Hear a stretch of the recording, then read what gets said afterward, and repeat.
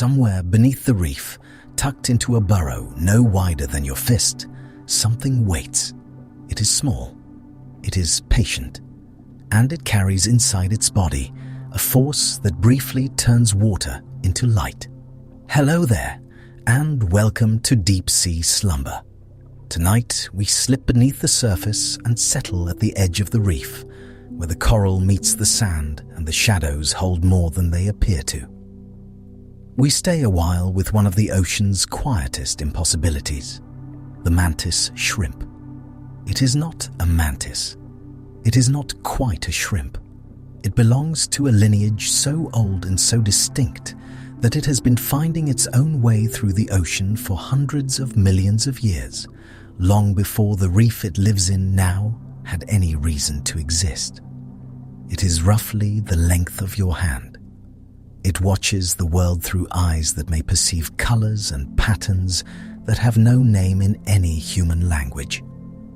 And when it strikes, which it rarely needs to, the motion is so fast that the physics of water cannot keep up. Something remarkable happens in that gap, something that took scientists a long time to believe and longer still to explain. We will not rush toward any of that tonight. Every astonishing thing about this animal will arrive in its own time, gently, the way the tide comes in. Not all at once, but steadily, until you find yourself surrounded by it.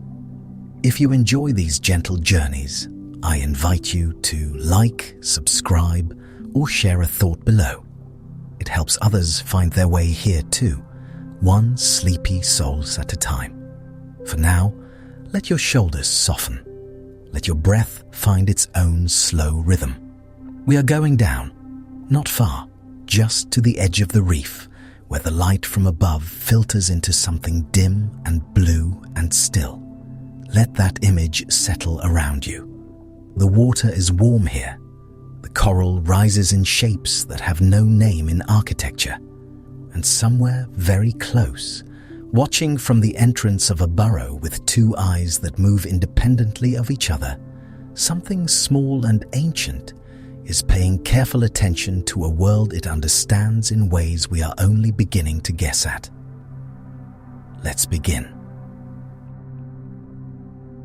But the body has more surprises yet.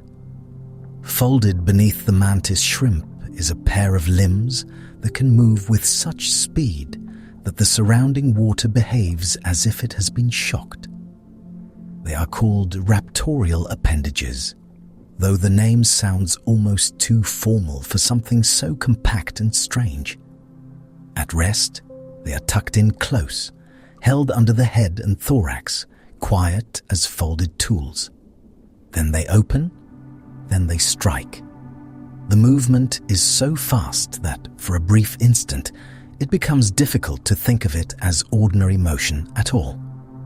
Human muscles alone do not usually produce this kind of acceleration in such a small body.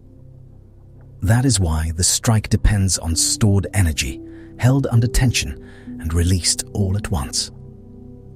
What looks like a punch is really the ending of a patient mechanical process. In some smashing species, the club can reach speeds of around 20 meters per second. The acceleration has often been compared to that of a bullet, not because the shrimp is firing anything, but because the comparison helps the mind grasp how abruptly the motion begins. The limb is still. Then it is not. The distance is tiny, yet it is crossed almost before the eye can understand it. That is what makes the strike feel impossible. So much, but the body has more surprises yet. Folded beneath the mantis shrimp is a pair of limbs that can move with such speed that the surrounding water behaves as if it has been shocked. They are called raptorial appendages, though the name sounds almost too formal for something so compact and strange. At rest, they are tucked in close, held under the head and thorax, quiet as folded tools. Then they open, then they strike. The movement is so fast that, for a brief instant, it becomes difficult to think of it as ordinary motion at all. Human muscles alone do not usually produce this kind of acceleration in such a small body. That is why the strike depends on stored energy, held under tension and released all at once. What looks like a punch is really the ending of a patient mechanical process. In some smashing species, the club can reach speeds of around 20 meters per second. The acceleration has often been compared to that of a bullet, not because the shrimp is firing anything, but because the comparison helps the mind grasp how abruptly the motion begins. The limb is still. Then it is not. The distance is tiny, yet it is crossed almost before the eye can understand it. That is what makes the strike feel impossible. So much of reef life seems based on drift, hovering, and careful placement among coral branches. The mantis shrimp belongs to that world too, yet hidden inside that small armored frame is a mechanism built for one of the fastest repeated movements known in the animal kingdom. It reminds us that quiet surroundings do not always produce quiet designs. Sometimes the still reef keeps its most extreme inventions close to the sand. The striking limbs are modified front appendages, shaped by evolution into specialized tools. In broad terms, mantis shrimp fall into two famous groups here: smashers and spearers. Smashers carry a heavy club at the end of the limb, built to crack shells and strike hard surfaces. Spearers bear sharp spines instead, using a different geometry of motion for softer prey. This section lingers mostly with the smashers, because their strike leads into some of the strangest physics in the reef. A club is not just hard. It is arranged to survive hardness. Each blow risks damaging the animal that delivers it, so the limb has to be more than forceful. It has to be durable, precise, and repeatable. That is already a profound requirement. A hammer made of living tissue faces a problem no stone tool ever had to solve. It must grow. It must repair itself. It must stay light enough to be moved quickly, yet strong enough to hit shell, rock, or heavily armored prey without breaking apart. The mantis shrimp does this with a structure layered in ways engineers still study carefully.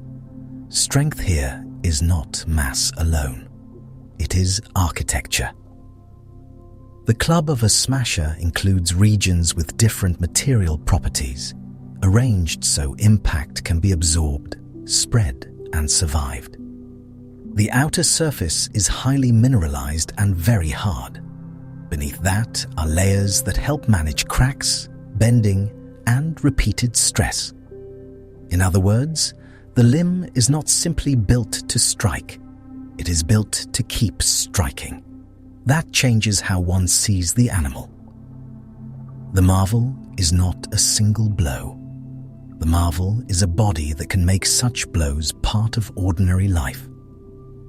Breaking a shell once is a dramatic event. Building an appendage that can do it again and again while the animal feeds, defends a burrow, and goes on living is a deeper kind of achievement. Evolution often works that way. The true wonder is usually not the spectacle, but the sustainability of the spectacle. Yet muscle alone would not be enough. If the mantis shrimp tried to power the strike directly with immediate contraction, it would run into the same limit many animals do. Muscle can pull only so fast and with so much force in a given instant. That is why the animal stores energy before releasing it. Muscles slowly load elastic structures, rather like drawing back a spring-loaded device, and a latch holds that tension in place until release. This means the strike has two tempos. One is slow and hidden. The other is sudden and visible. Energy is gathered patiently, almost quietly. then allowed to leave all at once. The visible strike is only the final fraction of a longer event. That hidden slowness matters. It means speed is often born from restraint. The fastest moment in the reef begins with something being held back. There is a kind of old wisdom in that mechanical truth. Power does not always look like exertion. Sometimes it looks like waiting until the shape of the body is ready. When the latch releases, the appendage snaps forward in an arc. Water, which usually seems yielding, becomes part of the story.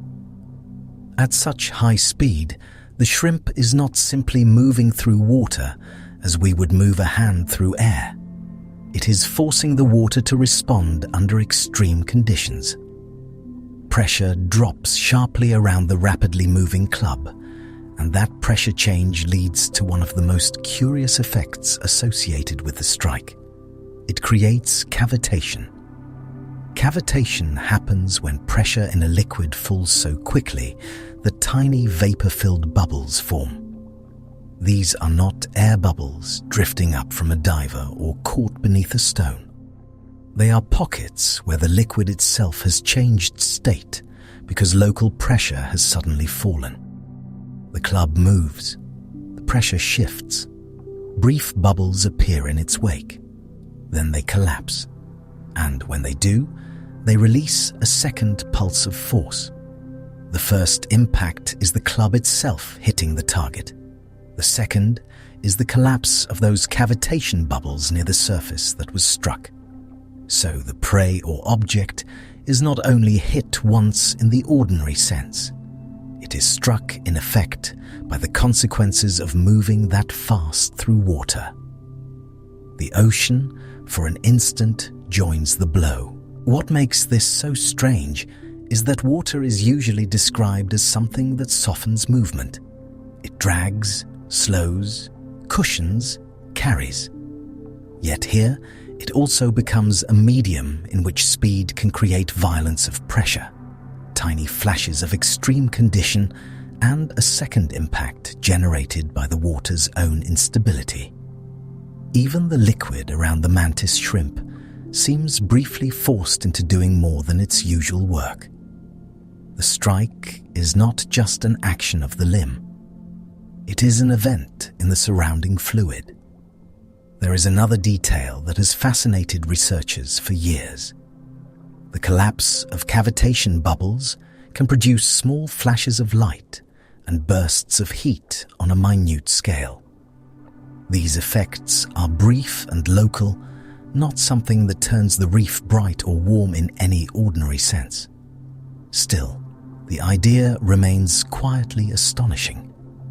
A small crustacean tucked in coral rubble can hit so fast that the water around its club flickers with the signatures of physical extremes. The reef contains these moments without announcing them. One animal waits in a burrow. A snail shell rests nearby. A limb unfolds, releases, and for less than a blink, pressure, force, fracture, vapor, collapse, and light all occupy the same tiny place beneath the sea. Then the water settles. Sand drifts back down. The world looks calm again. It was calm. That is part of the beauty here. The mantis shrimp does not live in a permanent state of intensity. It carries the ability for intensity inside an otherwise measured life. The extraordinary is folded into the ordinary, as if the reef has decided that impossible machinery may sit quietly under a ledge and only occasionally declare itself. Scientists have measured the force of these strikes in ways that help us compare them to things we know. The exact numbers vary by species, size, and the conditions of the test, but the broader picture remains consistent. For its body size, the mantis shrimp delivers an impact of remarkable power. The comparison to a bullet is useful as a doorway, yet it can also mislead if taken too literally. A bullet is a projectile that leaves the body. This force remains intimately attached to the animal, delivered through a limb that must survive its own success. That makes the design more intimate than any weapon analogy. Human language reaches quickly for machines when describing animals like this. Hammer, spring, latch, club. These words help. Yet they also risk making the mantis shrimp sound like a device rather than a life. The limb is not separate from the animal's sensing, feeding, choosing, and waiting. It is not a tool picked up from outside. It is tissue, history, and behavior woven together. In other words, biomechanics is never only mechanics. It is a story about need. Hard-shelled prey offer rich food, but require a way in. Reef crevices protect animals behind mineral walls and narrow entrances.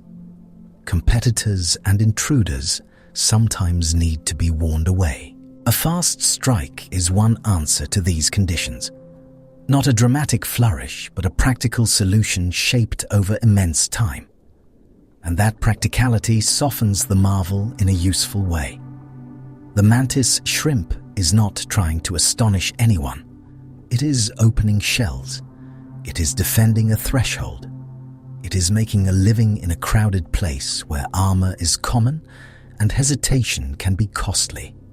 What looks to us like an almost theatrical display of force is, for the animal, part of the daily negotiation between hunger, safety, and opportunity. That may be why the fact lingers in the mind. A creature only several inches long can generate forces that seem out of proportion to its size, because size is not the only route to power. Shape matters. Timing matters. Stored energy matters. The patient loading of a spring can matter more than bulk. Life keeps rediscovering this principle in different forms, as if reminding us that magnitude and scale are not always faithful partners. Small does not mean simple, and speed does not mean recklessness. For the strike to be useful, it must also be controlled. Hitting prey is one challenge. Not wasting energy is another. Not damaging the burrow or striking at the wrong moment is another still. The mantis shrimp's famous motion depends on precision as much as force. A fast movement without exact aim would be far less valuable in the tight, cluttered architecture of the reef. So the strike belongs to perception too. The body must know when to hold, when to release, and where the target is in a landscape of rock, shell, coral, and shifting shadow. The famous blow is therefore only one visible edge of a larger system. Beneath it is a quiet conversation between sensing and action, between the eye and the limb, between waiting and suddenness. The animal does not merely possess power, it places power. There is a difference. That difference is part of what makes the mantis shrimp feel less like a curiosity and more like a complete idea. The strike is not an isolated trick. It is joined to the body plan, the habitat, the prey, and the choices available in a narrow, burrowed life. Evolution rarely builds one miraculous feature in a vacuum. It builds relationships between features, each one making the others more meaningful. And once you begin to feel that, the club itself becomes even stranger. Its motion is famous, but fame can flatten things. What is really present here is a sequence of events almost too fast to witness directly. Tension stored in silence, release through a latch, an armored limb accelerating through dense water, impact against hard material, cavitation blooming and collapsing, force arriving twice, and then stillness returning, as if nothing unusual had happened. The whole event is brief enough to disappear into ordinary time. Yet the consequences remain. A shell fractures. A meal becomes available. A boundary is defended. A body survives another day because one small appendage, folded beneath it a moment before, could transform stored patience into action with exquisite speed. There is something deeply oceanic in that pattern. Long quiet, sudden result, long quiet again. The reef is full of such rhythms. Not everything dramatic in nature is loud. Not everything powerful is large. Sometimes power is hidden in the ability to keep still until the exact shape of the moment arrives, and then to meet it completely. The mantis shrimp does this with a force that has made scientists slow down cameras and engineers study materials. But the animal itself returns, after each strike, to a much older pace. It settles back into the doorway of its world, and there, with the limb folded once more beneath the body, the impossibility becomes secret again. The sand holds its shape. The coral gives no sign. Only the shell, now marked or opened, suggests that the reef contains forms of strength that are easy to miss when they are at rest. That is often the way with hidden lives. Their most extraordinary powers are carried quietly, almost modestly, until the conditions ask for them. Then they appear for an instant, do exactly what they were shaped to do, and vanish back into stillness. The mantis shrimp's strike, for all its speed, finally leaves behind a slower thought. The sea does not only produce grace through softness, it also produces precision so severe that water itself briefly breaks around it, then closes and becomes calm once more. Power like that does not come from strength alone, but from structure. Muscle begins the motion, but it does not finish it. The mantis shrimp solves the problem another way, using its body less like an arm and more like a device that can gather force slowly and release it all at once. What makes this so strange is that the animal is small, and small muscles should have limits, yet the strike exceeds what muscle alone could directly produce in that brief span. The answer is not greater effort, it is storage. That changes the whole picture. We are no longer looking at simple force applied in real time. We are looking at a body that prepares, holds, and then lets go, as though a quiet interval were as important as the blow itself. Even power here has a patient phase. Inside the striking limb are structures that behave like springs. They are not metal, of course, but biological materials shaped and layered so that they can bend, hold elastic energy, and then return with speed. One of the most studied of these parts is called the saddle, a curved structure whose shape helps it deform under load without failing. It stores strain in a controlled way. Then it gives it back. The name sounds gentle, saddle, yet the engineering is severe in its precision. As muscles contract, they load these spring-like structures over a longer period than the strike itself lasts, and that difference in timing matters more than it first seems to. The body is converting a slower input into a faster output, like saving many small moments of work and spending them in one vanishing instant. Time becomes part of the machinery. That may be the deeper marvel. We often imagine power as something that belongs to strength, but here it belongs just as much to delay. Energy is gathered in advance, held in form, and trusted to remain there until the exact moment it is needed. The mantis shrimp turns waiting into force. The saddle is not acting alone. Other parts of the appendage, including elastic regions rich in resilient material, help share the load and guide the release. There is also a latching system, because stored energy is useful only if it can be kept from escaping too soon. So the limb is both tense and restrained, loaded and locked. It is a machine made of living tissue, that lock matters. Without it, the energy would leak away as the muscles built it. With it, the shrimp can prepare the strike in one phase and unleash it in another, separating effort from impact. This is why the movement looks almost impossible when it happens. The visible motion is brief, but the real event began earlier, in the hidden interval of loading. There is something quietly beautiful in that division. The fastest part is not the whole story. The story includes the held moment before speed, the invisible preparation that makes the visible event possible.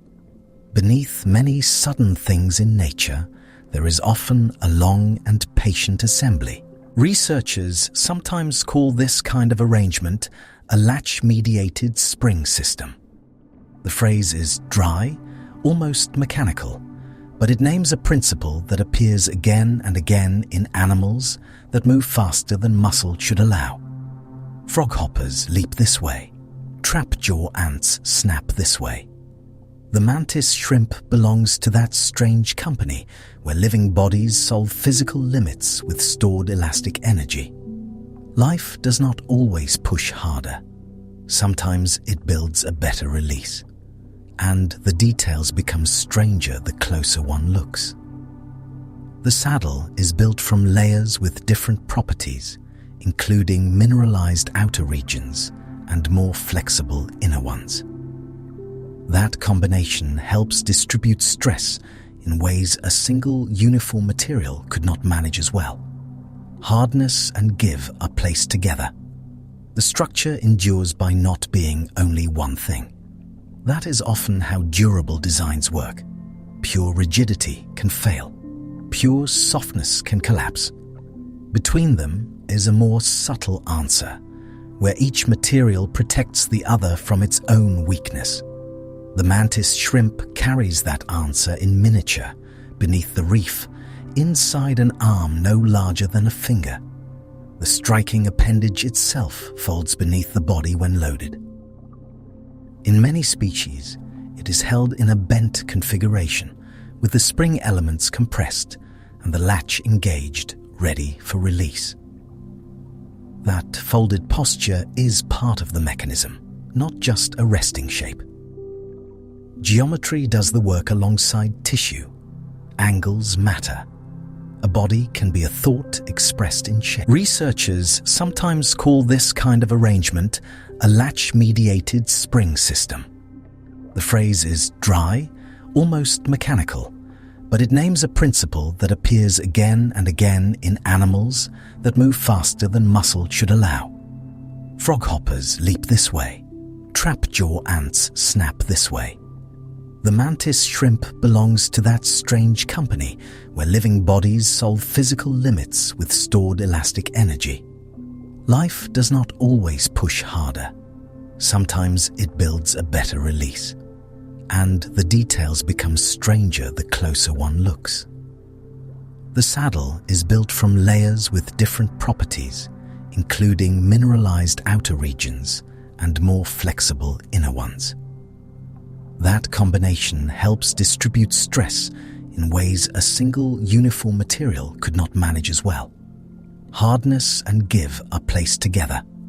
The structure endures by not being only one thing. That is often how durable designs work. Pure rigidity can fail. Pure softness can collapse. Between them is a more subtle answer, where each material protects the other from its own weakness. The mantis shrimp carries that answer in miniature, beneath the reef, inside an arm no larger than a finger. The striking appendage itself folds beneath the body when loaded. In many species, it is held in a bent configuration, with the spring elements compressed and the latch engaged, ready for release. That folded posture is part of the mechanism, not just a resting shape. Geometry does the work alongside tissue. Angles matter. A body can be a thought expressed in shape. That may sound too human, but evolution has its own form of reasoning. Not conscious, not planned, and yet full of repeated testing, where successful arrangements remain because they keep working in the world that selects them. Over long ages, form becomes argument. The mantis shrimp is an argument for stored energy. Not all mantis shrimp strike the same way. Some are smashers, using a heavily reinforced club to crack shell and other hard surfaces. Others are spearers, armed with sharp spines that impale softer prey with a different geometry of movement. The same broad principle remains, but the tool at the end changes according to what kind of life the animal lives. Power branches. The clubs of smashers are especially studied because they must survive repeated impact. Their surface is hard, but beneath that hardness are layered structures that help absorb and redirect stress before catastrophic fracture can spread. Engineers have taken interest in this for good reason. A material that can hit hard things again and again without shattering has lessons to offer. And yet, the lesson is not simply toughness, it is organization. The club is not one blunt piece. It is a hierarchy of regions, each with a role, from impact surface to deeper layers that help manage crack growth and dissipate energy. A strike, then, is not only about launching force outward. It is also about surviving the return of that force inward. The mantis shrimp must be both hammer and shield. That double demand gives the appendage a kind of dignity. It is built not merely to act, but to endure the consequences of acting. In that sense, the design is honest. It does not pretend impact is one-sided. The world pushes back. Spearers reveal another version of the same brilliance. Their appendages are elongated, lined with sharp projections, and adapted for seizing quick, soft-bodied prey in open or sandy places. Where smashers break, spearers catch. Where one relies on blunt impact, the other relies on piercing reach and secure grip. Same lineage, different solution. Even this variation carries its own quiet meaning. Evolution does not produce one ideal form and stop there. It keeps revising from within, taking a shared inheritance and bending it toward different kinds of work. A mantis shrimp is not one design. It is a family of designs, each shaped by what the reef asks of it. The spring system must also reset. After a strike, the appendage has to return, reload, and become ready again without tearing itself apart. This means the tissues involved are living under repeated cycles of stress, recovery, and use. They are not static parts in a machine left on a bench. They are maintained by metabolism, grown through development, and repaired when possible. So the mechanism is never separate from the animal. That is easy to forget when the language turns technical. But the saddle, the latch, the club, the spines, the joints, the resilient layers, all of them belong to a creature that also grooms, watches, chooses, and waits in the doorway of a burrow. The famous strike can make the rest feel secondary. It is not secondary. The mechanism is woven into a life. There are still questions too. Scientists understand much about the broad mechanics, but living systems always hold details back. Exactly how stresses distribute through every microstructure, how developmental pathways produce these materials, how different species tune similar systems for different prey and habitats, these remain active areas of study. Precision invites more precision. That uncertainty is not a flaw in the story. It is part of the atmosphere around any real creature. The closer we come, the more the edges soften into further questions. Knowledge does not always end in completion. Often it ends in finer wonder. What makes this body especially compelling is that it turns a common biological limit into an opening. Muscles are bounded by rate and scale. They can do only so much in a given time. Rather than accepting that boundary, the mantis shrimp reshapes the timing of action itself, storing energy over here so it can appear over there, later, concentrated and sudden. Constraint becomes architecture. That feels larger than one crustacean hidden in coral rubble. It suggests that evolution is not merely a contest of bigger and stronger forms, but a patient search through the possible relations between material, timing, and shape. The reef does not only reward force, it rewards elegant arrangements of force. And elegance here is not decorative, it is structural. Curves, layers, locks, springs, and hinges come together with such exactness that the result seems almost designed in the human sense, though it was not. No foresight, no blueprint, only countless generations in which slight differences met shell, sand, prey, pressure, chance, survival. Over time, improbability settled into anatomy. That may be one of the most calming thoughts in all of biology. Complex beauty does not always arrive with fanfare. Sometimes it accumulates quietly in hidden places, in small reef animals most swimmers never notice, in curves beneath a shell-colored body waiting near a burrow mouth. The extraordinary can be compact. It can remain almost unseen. And perhaps that is why the mechanism lingers in the mind. Not because it is violent, though it can be forceful. Not because it breaks things, though sometimes it does. It lingers because it reveals a deeper pattern, one that appears across nature again and again. Power stored in stillness, readiness folded inside rest, a long preparation hidden beneath a brief event. The reef is full of such arrangements. The appendage folds, the latch holds, the saddle bears its load.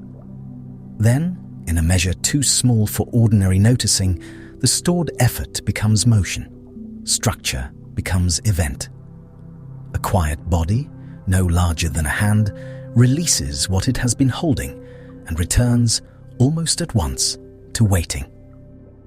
And the waiting is part of it too.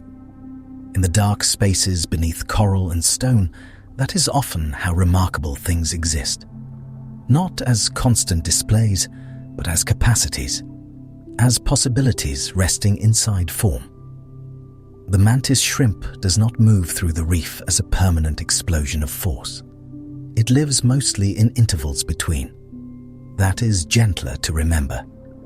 A spring is defined as much by its loaded silence as by its release. The mantis shrimp, in its own hidden way, seems to know that. Its body keeps the lesson close, in curved structures and careful locks, in clubs and spears, in the ancient precision of tissue shaped by need. Energy gathers, energy waits, then the reef grows still again. But the body has more surprises yet. And if the striking limb makes the mantis shrimp seem like a machine, its eyes return us to something even stranger. A mantis shrimp does not look at the world with two simple eyes. Each eye sits on a stalk and moves with unusual freedom, turning, tilting, and scanning almost as if it belongs to a separate animal. The result is a face that can seem quietly unreadable, because the eyes are not locked together in the way ours usually are. They drift apart and settle on different points in space. They do not hurry.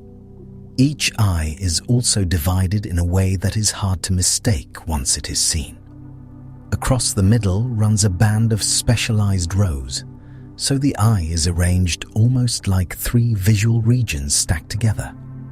The upper part sees, the middle part sees, the lower part sees as well. One eye contains layers of view. That matters because a mantis shrimp can extract depth information in a way that does not rely on both eyes pairing their images as ours do. Humans judge distance partly through binocular vision, comparing the slight difference between left and right. The mantis shrimp can judge aspects of space within a single eye, because those three regions sample the same point from slightly different angles. One eye can do work that, in us, usually belongs to two. This is not better vision in any simple sense. It is a different answer to the same old problem of finding a world and locating a body within it. The familiar human arrangement begins to seem less central, less inevitable. Even depth, which feels so basic to us, can be built by another method. Life keeps its options open. The eyes move independently, and that independence is not a small detail. One eye may rotate, while the other tracks a different target, so the animal can monitor more than one part of its surroundings at once. It can watch the burrow entrance, the nearby water, and shifting movement across the reef with an attention that does not need to stay symmetrical.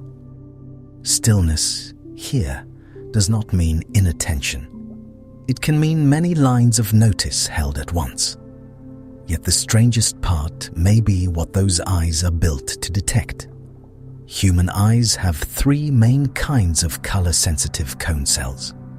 With those three channels, the brain constructs the rich range of colors we know. Mantis shrimp have far more classes of photoreceptors, with different species carrying different counts, and some reaching the famous number of 12 for color alone, with additional receptors for other qualities of light.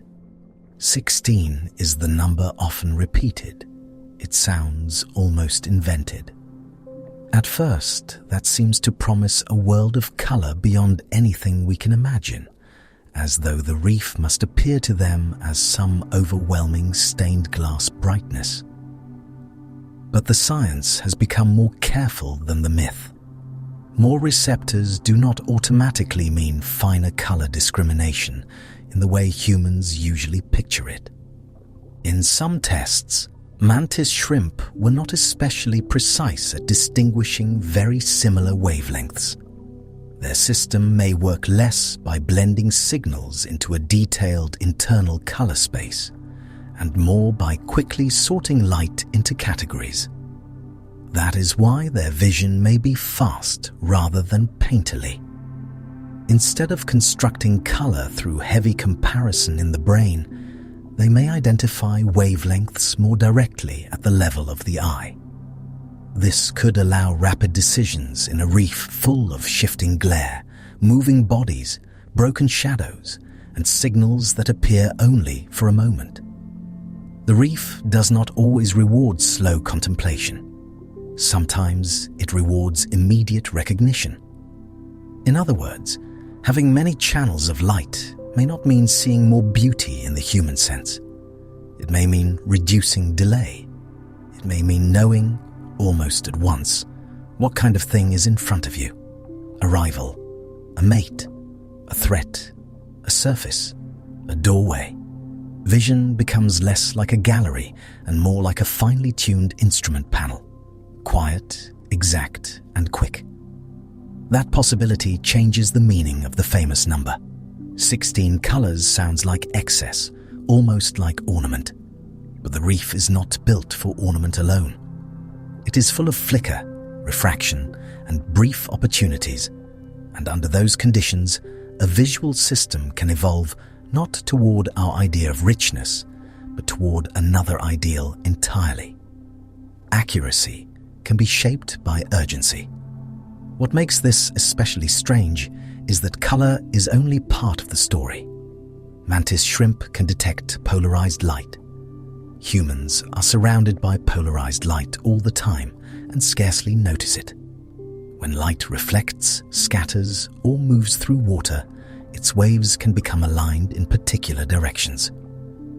To us, that structure is mostly hidden. To a mantis shrimp, it may be part of the ordinary visual scene. Some species are sensitive to linear polarization, which involves the orientation of light waves along a particular plane. Others can detect circular polarization as well, a more unusual property in which the light's electric field rotates as it travels. This is rare in animal vision. Rare enough that the mantis shrimp has become one of the standard examples whenever scientists speak about perceptual worlds unlike our own. It is not merely seeing brightness and color. It is reading geometry inside light itself. The mechanism is delicate. Specialized structures in the eye act almost like tiny optical filters, sorting incoming light according to its polarization state before it reaches the receptors. These filters are arranged within the midband rows, where the eye's most unusual visual work is concentrated. The animal is not simply gathering more light, it is analyzing hidden aspects of light's organization, and that means the reef may be covered in patterns we never knew were there. A fish's scales can reflect polarized light in ways that alter appearance. Transparent or glossy tissues can carry signals invisible to predators without the right receptors. The surface of water, the angle of the sun, the shifting skin of another mantis shrimp, all may contain information layered beneath ordinary color. The reef we think we know may be only the version built for human eyes. Another reef exists within it. That is a quiet kind of astonishment. We often imagine hidden worlds as far away, buried in the deep or scattered among the stars. Yet another hidden world can sit directly in front of us, sharing the same water, the same coral heads, the same drifting sand, and remain almost entirely unreadable because our senses were not built for that script. The mystery is not always distant. Sometimes it is immediate. There is reason to think mantis shrimp use polarized signals in their own lives. Some species bear reflective body patches that may stand out strongly in polarization channels, even when their ordinary coloration blends with reef light. What looks muted to us may be vivid to another mantis shrimp. What seems like camouflage may also be communication. Concealment and display do not have to be opposites if the message is visible only to the right eyes. That possibility gives the reef a second etiquette, one we cannot fully witness. Displays may unfold in front of us while remaining partially sealed from our understanding. A body angle, a turn of the stalked eye, a patch near the head or tail catching polarized light at just the right angle, and an exchange occurs in a language beneath our threshold. We are present but not included. Even their eye movements carry a strange elegance. The stalked eyes do not simply pan left and right. They can rotate, sometimes through large angles, maintaining sensitivity to features of light while the body remains still. This rotation helps sample the world in ways tied to both form and polarization. A fixed eye would miss things. A turning eye gathers the hidden grain of the scene. That rolling motion can look almost mechanical from the outside, but it belongs to a very old biological solution. The eye is not a camera mounted on a bracket. It is living tissue, wet and responsive, moved by muscle, fed by blood, and shaped by millions of years of reef conditions. The precision feels engineered because evolution can produce structures that answer problems with extraordinary exactness. The sea has had time, yet there are limits, and the limits are part of the wonder too. For all their remarkable receptors, mantis shrimp may not form visual images in the same detailed way we do across every task. Their acuity, the sharpness of fine spatial detail, is not necessarily superior to human vision. They are not tiny underwater astronomers gazing at the reef in perfect resolution. Their gift seems more selective. They detect what matters to their kind. That is an important correction. We are tempted to rank senses as if every system were trying to become more human and simply stopping at different points. But a sensory organ is not a ladder, it is a fit. The mantis shrimp eye does not fail to be a human eye. It succeeds at being a mantis shrimp eye, and that is a very different achievement. This becomes clearer when we consider their habitat. Reef water bends and scatters light. Surfaces flash. Shadows break apart. Sand throws glare upward. Coral creates narrow lanes, sudden openings and cluttered backgrounds. In such a place, finding edges, movement, reflective qualities, and private signals may matter more than building a smooth, familiar picture of the whole world. The eye evolves for the problems it meets each day. And so the famous vision of the mantis shrimp may be less like possessing a grander version of our world and more like occupying another world overlaid on the same one. A human sees coral, fish, and blue water. A mantis shrimp may see those things too, but threaded through with polarization contrasts, wavelength categories, and cues that sort the living from the non-living in a different order. The scene is shared, but not shared equally. There is something humbling in that. We tend to trust our senses because they arrive so continuously, so convincingly. The world seems complete because it is the only one we have ever known. Yet a small crustacean on the reef carries evidence that completeness is an illusion. Reality is not poor because we see little of it. Reality is simply larger than any one kind of seeing.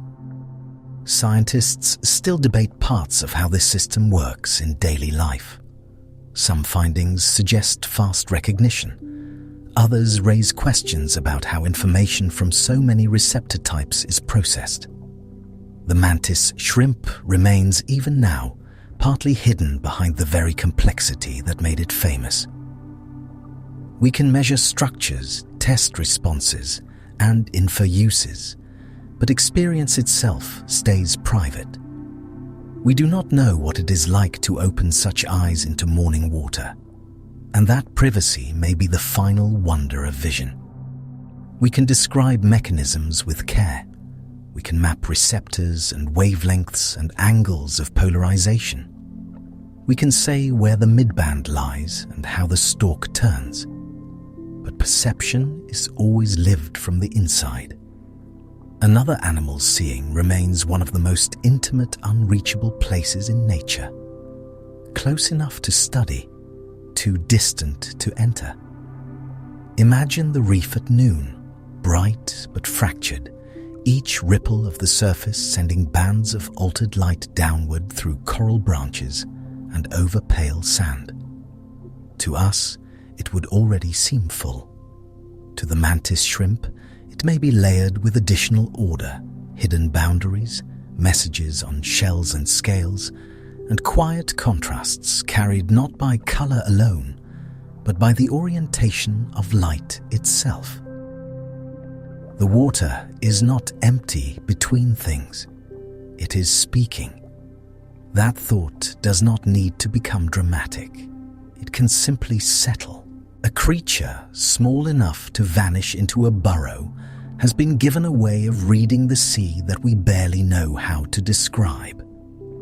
Not because it was meant to astonish us, but because the reef asked certain questions, and this lineage found one set of answers. The answers happened to be strange. They often are. And after a while, the strangeness becomes gentle. The independently turning eyes no longer seem theatrical.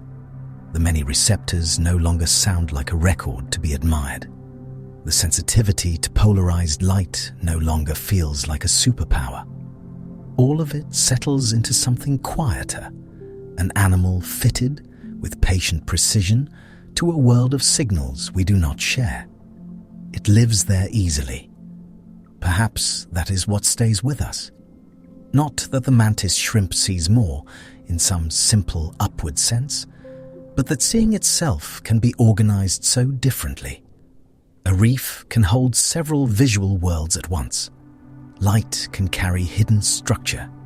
An eye can divide and rotate and sort the sea by rules unlike ours. The familiar world grows larger without moving at all.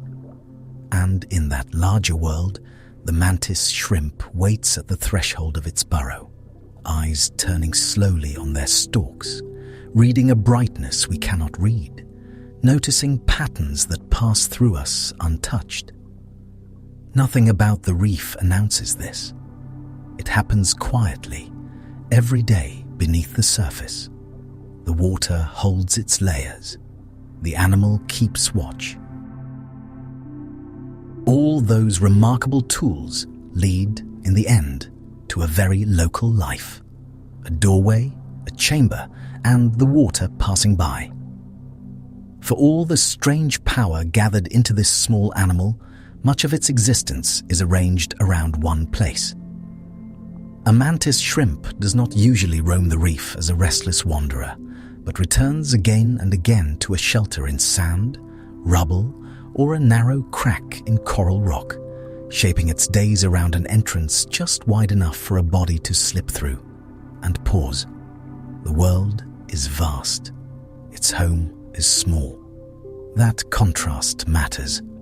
The reef may spread outward in ledges, gardens, shadows, and corridors, yet the mantis shrimp often meets it from the lip of a burrow, half hidden, with only the front of the body near the opening and the rest held safely inside.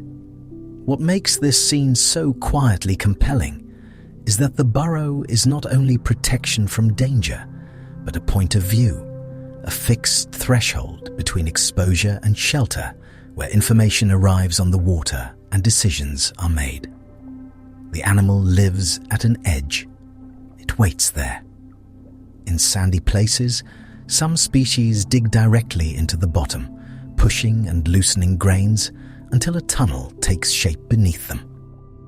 In rougher ground, others use natural cavities among coral rubble, shell fragments, and reef crevices, altering what they find until it better fits their size and habits. That is why a burrow is rarely just a hole. It becomes a made place, adjusted by repeated visits, cleared entrances, packed walls, and the steady labor of maintenance that turns accident into residence. A reef never stays still for long. Fine particles drift in, bits of algae settle. A current shifts and rearranges loose sand. Something collapses at the margin, and the neat opening of yesterday becomes partly blocked by morning, which means that even a hidden life requires housekeeping, and the mantis shrimp spends real time moving sediment, carrying out debris, and keeping the doorway open enough to see, turn, retreat, and emerge without delay. A home beneath the sea must be constantly remade. There is something familiar in that. Not familiar in the human sense of furniture and walls, but in the more ancient sense of making a boundary where the body can rest and the world can be watched without fully entering it. The burrow gathers safety into a shape. It also gathers attention. At the entrance, the animal often holds itself in poised stillness. The eyes turn. The body remains near enough to vanish backward in an instant, yet near enough to monitor the shifting life outside. That small position tells a large story, because a threshold is never only a line in space. It is a strategy, a compromise between hunger and caution, curiosity and concealment, the wish to know and the need to survive. So much of reef life depends on where one chooses to pause. From a short distance, the opening may look empty. Then the scene resolves. A pair of eyes rises into view, moving with that strange independence we have already lingered with, while the rest of the body stays almost entirely within shadow. The effect is of a creature present present and absent at once, as though the burrow itself has begun to look back at the water outside. And, in a way, it has. That is one meaning of having a defended home. The animal does not need to carry safety with it everywhere, because some of that safety has been placed in the landscape. Shelter changes behavior. It allows patience. Without a refuge close at hand, every decision would be sharper and more expensive. With one, the mantis shrimp can afford to wait, to observe longer, to make use of stillness rather than motion. The burrow becomes a stored advantage, a pocket of reduced risk from which the animal reads the passing reef, and that means architecture, however humble, begins to shape perception itself. Where you live influences how you notice. Some mantis shrimp seal themselves in more completely at certain times, closing the entrance with rubble, sand, or bits of shell. The closure may be loose or firm depending on the species, the setting, and the moment. But the gesture is unmistakable. The open threshold becomes a wall. Yet even this is not simply retreat. It is regulation, a way of managing threat, disturbance, and vulnerability by deciding when connection to the outside should narrow or stop for a while. That choice feels important because ocean water is always arriving. It brings scent, movement, chemical hints, suspended matter, and the pressure changes made by other bodies nearby. To live in a burrow is not to leave the world behind. In other words, the burrow filters the world rather than erasing it, turning the constant flood of reef information into something more manageable, more directional, less overwhelming. The home is a listening device as much as a shelter. A current passes the entrance and carries news with it. Something has fed nearby. Something larger has crossed the sand. A neighbor may be active within the same stretch of reef. The mantis shrimp does not need to travel far to know that life is moving around it, because the water itself keeps arriving like a patient messenger, touching the doorway again and again with traces from beyond sight. The sea comes to the animal. That may be part of why the threshold feels so central in its life. Not just because it marks where the burrow ends, but because it is the point where hidden and open worlds exchange information. Inside, the walls are close, dark, and relatively stable. Outside, light shifts over sand and broken coral, and every passing shape changes the meaning of the moment. The mantis shrimp lives by reading that exchange carefully. It also defends it. A burrow is valuable, and value changes how an animal behaves. Time has been spent making it workable. Safety is stored there. Rest happens there. In some cases, mating and egg care will happen there too, which means the entrance is not merely a convenient gap in the reef, but a concentrated center of future possibility. To lose it is not trivial. So when another animal approaches too closely, the response may begin at the doorway itself. The mantis shrimp angles forward. Posture changes. The opening, which moments before looked like stillness, becomes an announced boundary. Not every encounter ends in contact, and often the point is precisely to avoid that cost by making possession clear before matters deepen. Because on a crowded reef, communication can prevent injury as effectively as force. A home defended early may remain quiet later. There is tenderness hidden inside that firmness. The burrow is guarded because it matters. The animal invests in a place not through sentiment, but through repetition, and repetition is one of the oldest ways a location becomes meaningful. Returning, clearing, resting, waiting, backing in, turning around. emerging again into morning or dusk under slightly different water each time. The mantis shrimp makes a pattern out of one small patch of reef until that patch becomes the center of its practical world. Home is made of habits. And yet the burrow is not a prison. The animal leaves to feed, to inspect, to interact, to patrol the edges of what it seems to recognize as its immediate surroundings. But departure has a different character when there is somewhere to return to. Movements can be brief. Excursions can remain close. The body can trace small loops through the nearby sand and rubble, then settle once more at the entrance, as if the reef beyond were an immense country and this doorway its chosen address. Scale changes with belonging. A creature only a few inches long can possess a territory that feels substantial in behavioral terms. Nearby ground becomes known ground.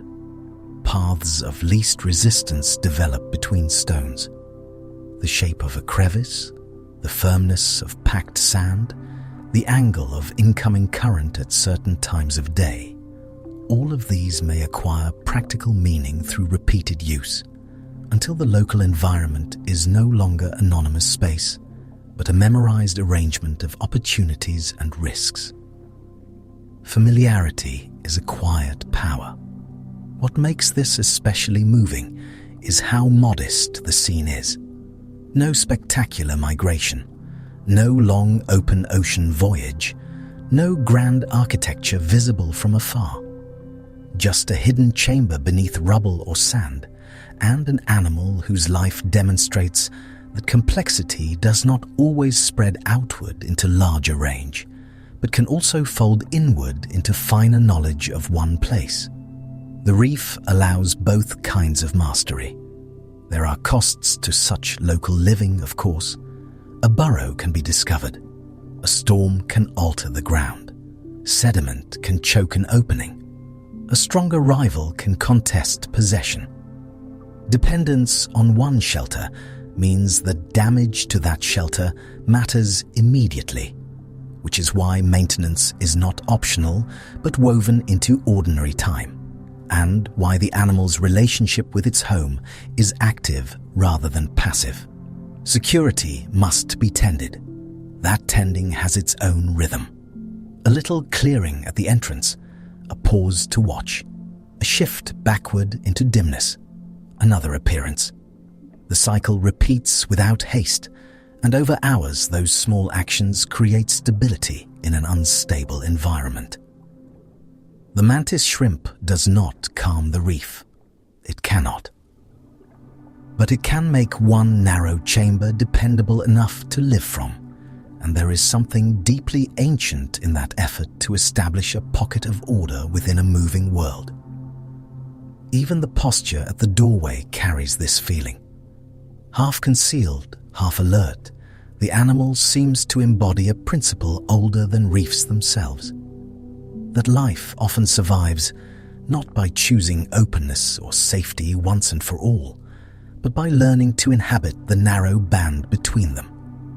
The threshold becomes a way of being, not hidden entirely, not exposed for long. And after all the earlier marvels, this may be the quieter one that lingers. A body capable of startling precision spends so much of its time attending to an entrance, adjusting a tunnel, watching water, and trusting a small chamber beneath broken coral or sand. Great ability narrows into ordinary routine. Power settles into place. That is what makes the burrow more than shelter. It is the shape around which a life becomes legible. From there, the mantis shrimp can meet the day in measured doses, letting the vastness of the reef arrive a little at a time, through current and shadow and whatever passes near enough to matter. It does not need the whole ocean at once. Only this doorway, only this chamber, only the patient water moving by. The water is warmer here and brighter, though brightness on a reef is never only brightness. It is shadow moving across sand, a shimmer on broken coral, a flicker from scales, a brief silver turn that means one creature has changed its mind. From the mouth of a burrow, the world is not rushed at constantly, but studied. That is how much of a mantis shrimp's life unfolds. It waits, but waiting is not emptiness. The body remains near still while attention keeps traveling, sampling motion, contrast, distance, and the small changes that pass through water when something living moves nearby. A fish may cross the field of view and be ignored. A snail may drift close enough to matter. In that selectiveness, there is a kind of intelligence that looks less like action than refusal. Many hunters are described as if they are always eager to lunge. Mantis shrimp offer another picture, one shaped by restraint, where the long, quiet interval is just as important as the strike itself. Energy is kept in reserve. Risk is considered in an instant, but that instant is built on patient observation that may have lasted many minutes before anything visible happens. A small crab comes picking over rubble not far from the burrow entrance. It pauses, lifts a claw, tests the surface, and keeps going, unaware that it has entered a space already measured by another mind. The mantis shrimp does not rush out at once. It remains partly hidden, eyes turning, body held in that poised stillness, which is not relaxation and not tension exactly, but something balanced between them. That balance matters. To leave shelter is to expose the soft parts of the body to become visible not only to prey, but to larger hunters passing overhead or between coral branches. So each outward movement has to justify itself. What makes this hunting style so quiet is that it is never only about catching food. It is also about not becoming food in the same moment. When the decision comes, it may look sudden to us because we did not witness the long interior preparation. The distance has been judged. The angle has been narrowed. The path out and the path back have both already been considered in the body's quick private arithmetic. Then the animal surges from the threshold, strikes, and retreats with the same economy that shaped the weight. Sometimes the outcome is immediate. A shelled animal is cracked or stunned, gathered and pulled inward toward the safety of the burrow, where it can be handled more slowly. Yet the neatness of that scene can hide how uncertain reef life remains. Shells deflect blows, prey twist free. A fish that seemed close enough a moment ago may vanish into a seam of rock too narrow to follow. Failure is part of the pattern. That is why precision matters so much. In a place crowded with hiding spots, suspended particles, changing light, and other bodies in motion, wasted effort can become expensive very quickly. The mantis shrimp cannot afford to treat every moving thing as an opportunity, because the reef is full of false invitations. A drifting scrap may look briefly alive. A shadow may belong to a harmless fish or to a predator gliding just above the coral. Water itself complicates everything, carrying signals and distorting them, softening edges and shifting scents from where their source truly lies. And yet the mantis shrimp manages within that moving uncertainty. It does not need perfect information. It needs enough. That may be one of the deeper patterns beneath reef life. Survival often depends less on knowing everything than on judging well with fragments, on making sound decisions inside a world that never stops changing around you. The mantis shrimp becomes, in this way, not only an animal of force, but an animal of timing. It lives by choosing the right fraction of a second. Spearers and smashers meet this problem in different ways, though both belong to the same quiet discipline. A spearer may remain almost entirely concealed in sand or a burrow entrance, allowing small fish or shrimp to wander near before extending that armed limb in a narrow, exact line. A smasher may inspect the hard little lives moving over rubble, reading shell, posture, and accessibility before committing. Different tools, same patience. The reef rewards that patience because prey are not simply objects waiting to be collected. They are alert, evasive, and equipped with plans of their own. A snail settles deep against stone. A crab angles its body to shield a vulnerable side. Small fish move in loose, nervous groups, where many eyes reduce the chance that one surprise will go unnoticed. Hunting here is always a conversation, though a silent one. In that conversation, stillness can become a kind of language. A motionless mantis shrimp at the edge of a burrow may disappear into the pattern of the reef, becoming one more shape among many shapes, one more interruption in sand, one more crease of shadow beneath coral. The prey animal continues with its careful business. Distance narrows by itself. This is why ambush works so well in crowded habitats. Open water favors speed sustained over distance, but the reef breaks distance into fragments. There are corners, ledges, holes, and abrupt little walls everywhere. A life lived among them tends to favor suddenness over chase. The strike may be famous, but the habitat that made such a strike useful is just as important. There are also moments when the mantis shrimp leaves the doorway and patrols more actively. It glides over sand or between pieces of broken coral, not in a frenzy, but in short measured excursions, stopping often, reassessing, turning one eye this way and the other another. The movement has a searching quality. It feels less like roaming than like asking the ground a series of quiet questions. Each stop gathers information. A crevice may hold nothing. A patch of rubble may hold the slight movement of antennae, the edge of a shell, the near invisible adjustment of a buried animal making room for itself beneath sand. Then the body settles into position and the waiting begins again, only now the waiting has been relocated. A hunter can carry stillness with it. That is one reason mantis shrimp seem so composed, even when they are dangerous to smaller animals.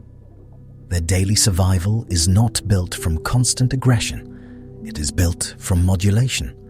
Quiet when quiet is best. Motion when motion is worth its cost.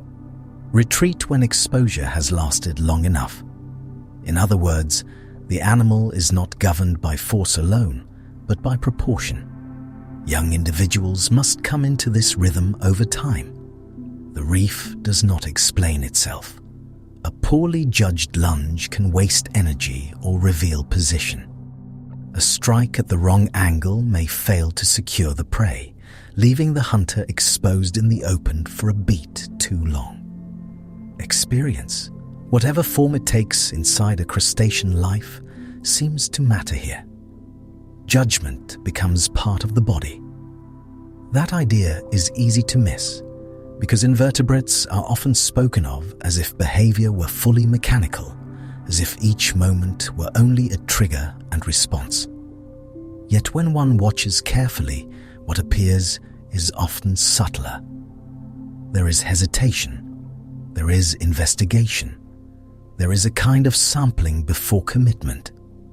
The animal behaves not like a simple spring waiting to fire, but like a watcher deciding. And deciding means refusing as often as striking.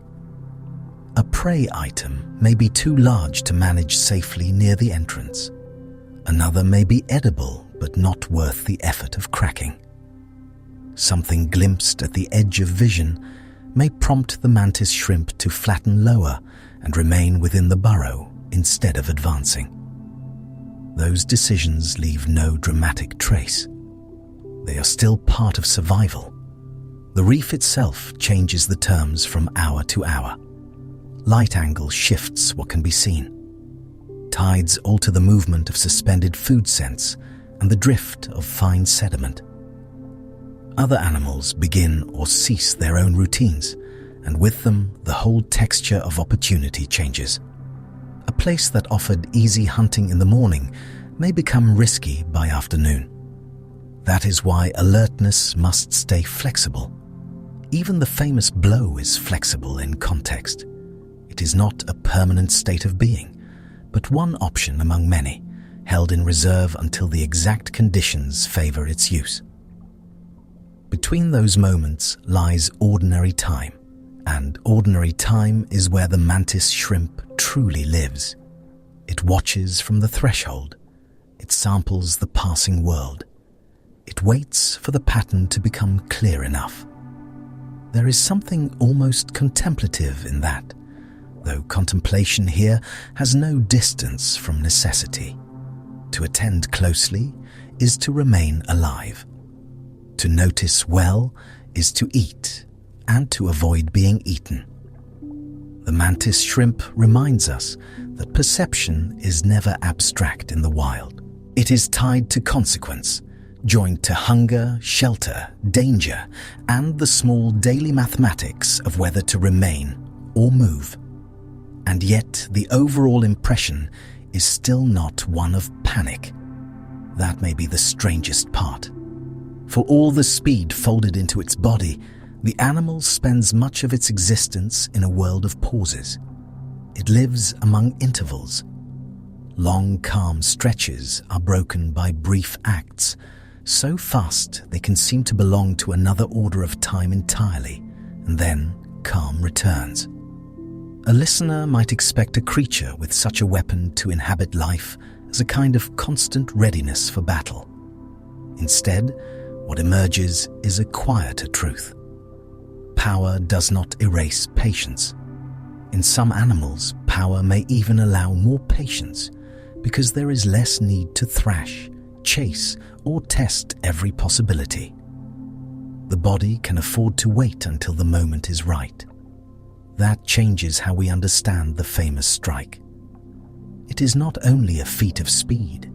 It is the visible tip of an invisible discipline, the outer sign of many withheld actions, many ignored disturbances, many measured assessments that came before. The blow is what we notice because it is dramatic. The waiting is what makes it accurate. So the mantis shrimp remains at its doorway or moves a short distance and settles again, while the reef continues all around it. Fish pass and are spared. Sand drifts and resettles. A shell inches forward over stone. Somewhere overhead, light breaks into moving bands and then softens as a cloud crosses the sun. Beneath that shifting brightness, a small hunter keeps choosing stillness. And in the end, that may be its deepest lesson of behavior, though not a lesson in any tidy human sense. The reef does not reward constant motion. It often rewards the creature that can hold itself in reserve, that can remain patient inside abundance, that can let many chances go by and answer only the right one. Then the water settles again, and the hunter becomes almost indistinguishable from home. And a creature that sees so much does not keep all of that richness to itself. At the mouth of a burrow, an encounter can begin almost without motion. One mantis shrimp is there already, settled in its familiar threshold, while another appears at the edge of sight and pauses in the water with a careful kind of presence. Nothing has happened in the dramatic sense, yet the space between them is already full of information. A reef is crowded, but attention can make even a small doorway feel like a stage.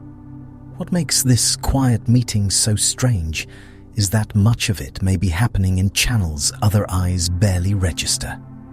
A body turns slightly, a limb is raised, a colored patch catches the light at a certain angle, then seems to fade again when the angle changes. In other words, the message is not only in the posture itself, but in how the posture guides light. Mantis shrimp carry signals on their bodies.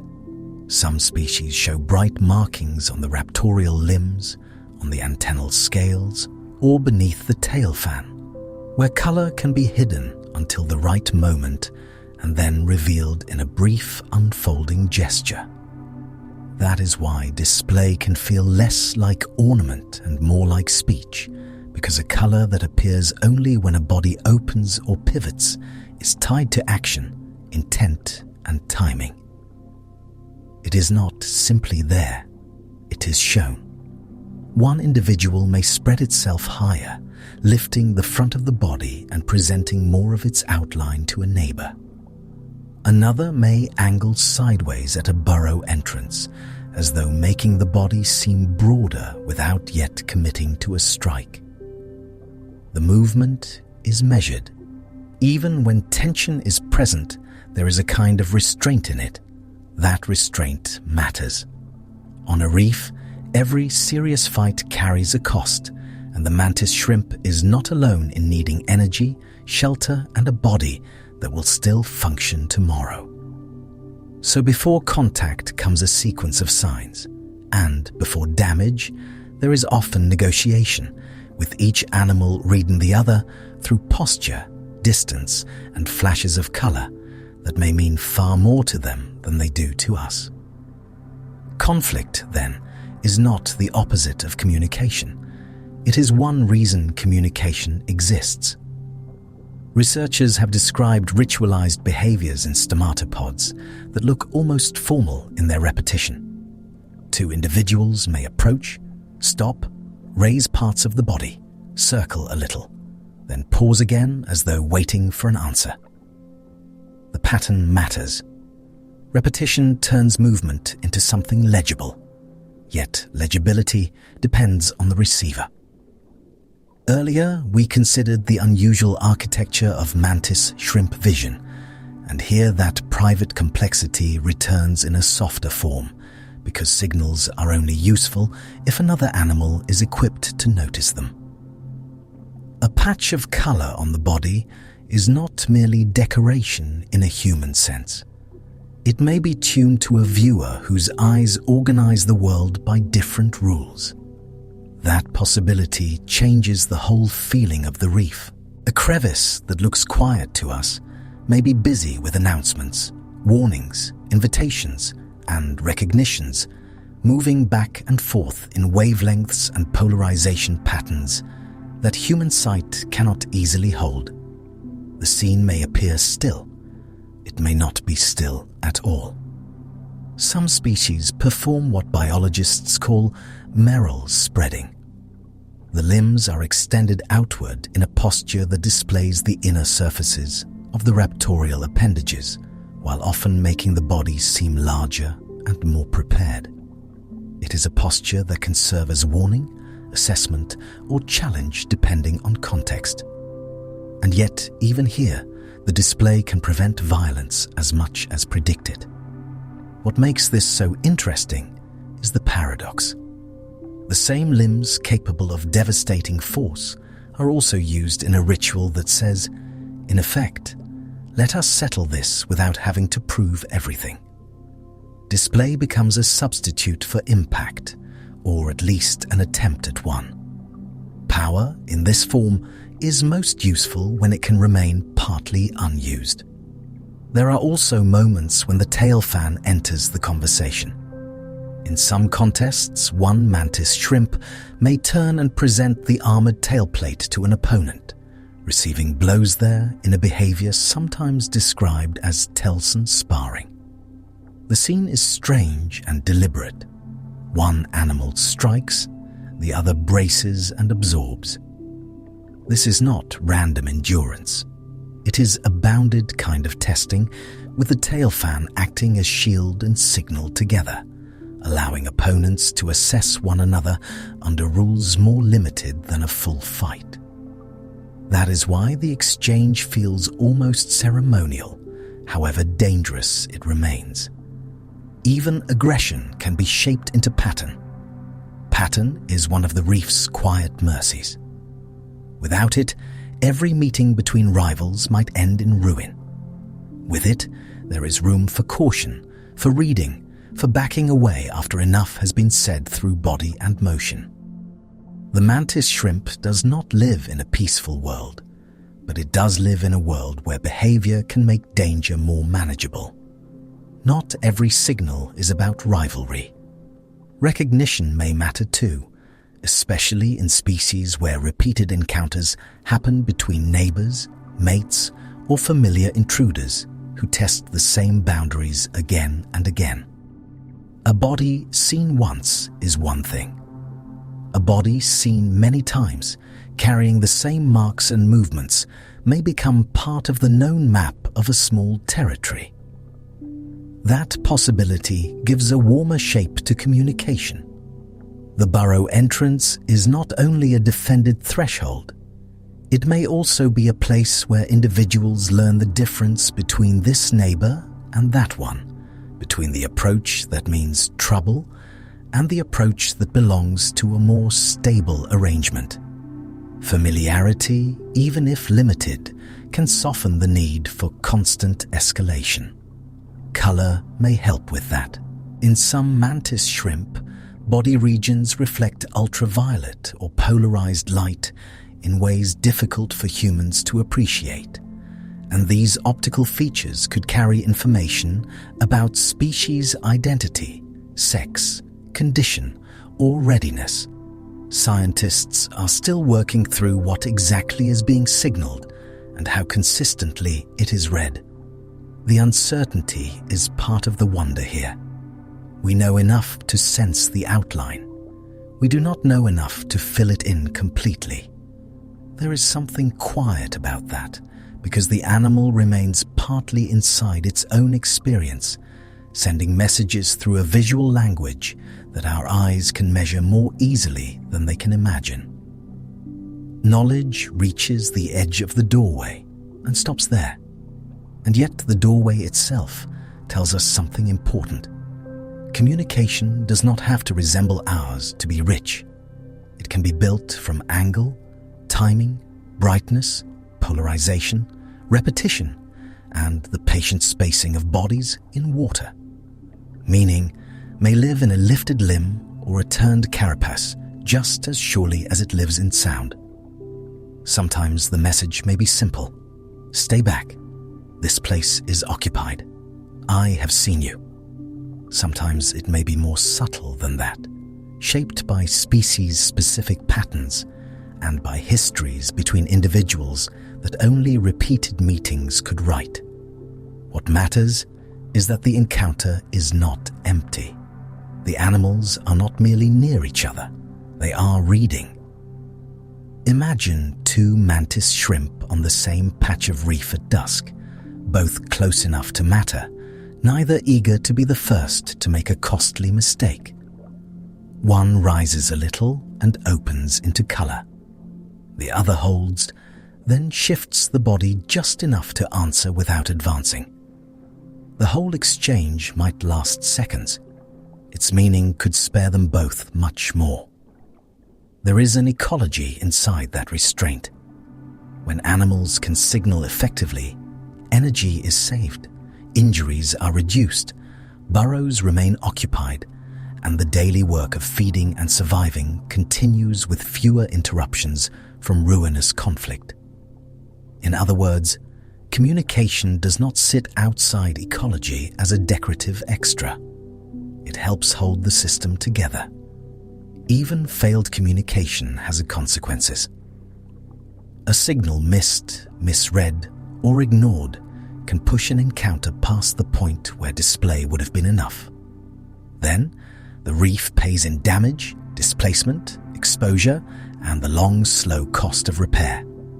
A small misunderstanding can become a large ecological event, when shelter is limited and bodies are vulnerable outside it.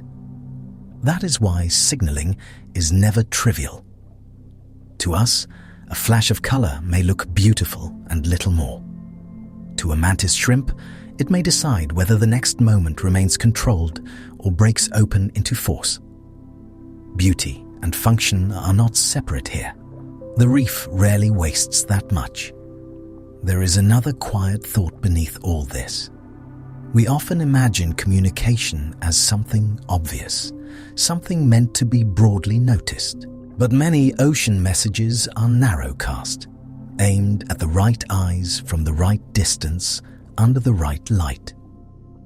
The world is full of private conversations happening in public.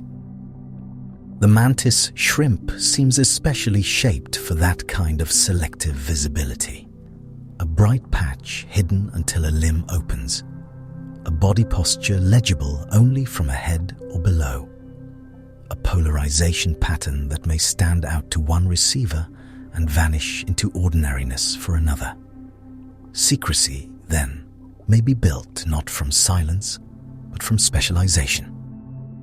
What makes this mean more than a curious fact is that it changes how we think about loneliness and company in the sea. An animal at the mouth of its burrow may look solitary, and in one sense it is. Yet it is also embedded in a social field of notices, boundaries, remembered encounters, and carefully managed declarations. Solitude here is not emptiness. It is selective connection.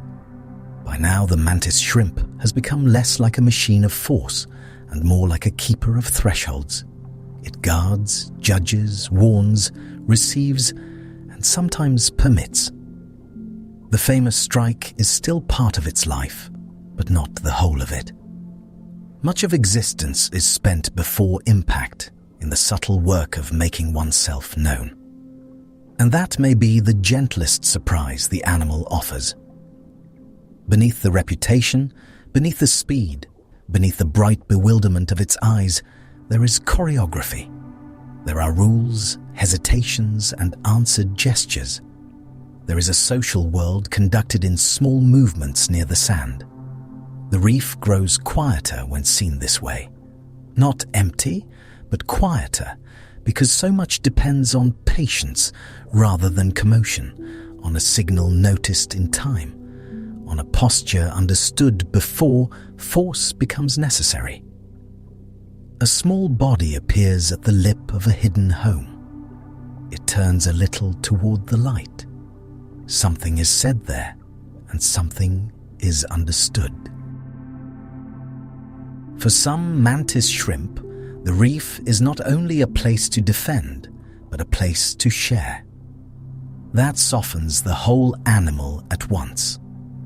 The burrow is no longer only a threshold with one watcher at it, but a chamber arranged around nearness, routine, and the repeated choice to remain beside another life in a world full of currents, rivals, and chance. Even here, beneath coral rubble and shifting sand, where so much depends on readiness, some mantis shrimp make room for company. They make room. In several species, a male and female may live together for long stretches of time. They do not simply meet, mate, and vanish back into separate territories as many marine animals do. They return to the same shelter, keep the same narrow entrance clear, and learn the exact dimensions of a life that must be negotiated side by side in close quarters, with little space for error and no easy way to ignore one another for long. The bond is practical, but it becomes more than practical. What makes this striking is not that partnership exists. Partnership exists everywhere in nature, under many names and in many forms. It is that it exists here, in an animal so often introduced to us through force, as if speed and impact were its whole story, when in fact another part of the story is time shared in patience, inside one defended tunnel, through days that must be coordinated one after another. The famous strike remains. So does the quiet, A shared burrow changes behavior in small, visible ways. One shrimp may stand nearer the entrance, while the other remains deeper inside. One may gather bits of shell, sand, or broken coral and push them outward, while the other turns within the tunnel and helps keep the inner chamber open, clean, and properly shaped so water can move through without collapsing the walls around them. Domestic labor exists even here. That phrase sounds almost too human, and yet the pattern is familiar. A home is not only a place found once, it is a place remade continuously by attention, especially in a world where every tide, every passing fish, every minor collapse of sand threatens to undo the work of yesterday.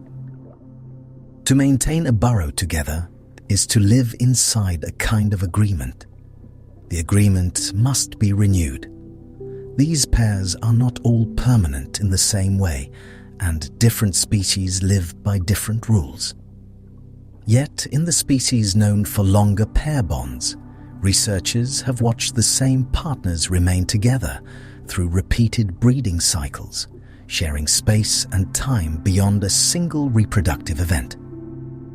That continuity matters because it turns reproduction from a brief encounter into a relationship shaped by memory, recognition, and repeated cooperation. The reef allows for that too. Recognition may depend on signals we only partly understand. Color patches, body posture, movement at the entrance, the timing of approach, all may help one individual distinguish a partner from an intruder. Yet, beneath the mechanics of recognition is something quieter. Life becomes easier when the animal at your door is not a threat, but the known other with whom the burrow has already been measured, defended, and kept. Familiarity itself becomes useful. When the time comes to reproduce, the pace grows slower rather than faster. The work ahead is delicate. Eggs are not left to drift unattended into the wide uncertainty of open water, at least not in these caring species, but are gathered, held and tended in ways that draw the mantis shrimp inward, away from spectacle and towards steadiness. New life begins as a matter of contact. A female may carry the eggs close to her body, clustering them into a mass that she can hold beneath her. In some species, both parents participate in tending, taking turns with the eggs, or remaining in close attendance while the brood develops within the shelter. The chamber that once seemed built for defense reveals another purpose. It can become a nursery. That changes the meaning of the burrow again. Its narrowness now protects softness. Its hiddenness now shelters beginnings. Too small to survive rough handling, sediment buildup, fungal growth, or poor water flow. The home was never just architecture. It was always an environment under active care, a small pocket of conditions kept livable by persistence. Egg care in mantis shrimp is not passive watching. The eggs must be cleaned.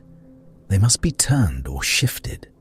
They must be aerated so water continues to move around them. A parent gathers the egg mass gently, manipulates it with careful appendages, and tends it in repeated motions that look almost like grooming, except the attention is directed toward the future rather than the self. Care becomes technique. That is why the contrast with the strike is so profound.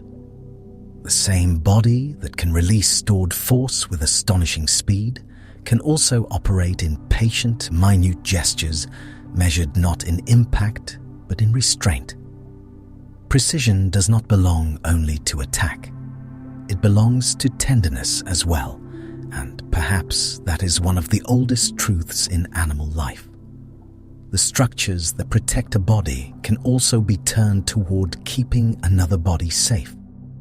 Power changes meaning here. The eggs themselves are vulnerable in ways that are easy to overlook. They are small, still and unable to solve any problem on their own. Sediment can settle on them. Microbes can spread across them. Water around them can grow stale if not moved. In the open sea, vastness is often beautiful to us, but for an egg, vastness can be indifference. The burrow offers an answer. Inside that chamber, a parent does the slow work the sea will not do. She clans away what should not remain. She lifts and repositions what might otherwise clump or suffocate. She guards the entrance while the brood develops in darkness just behind her.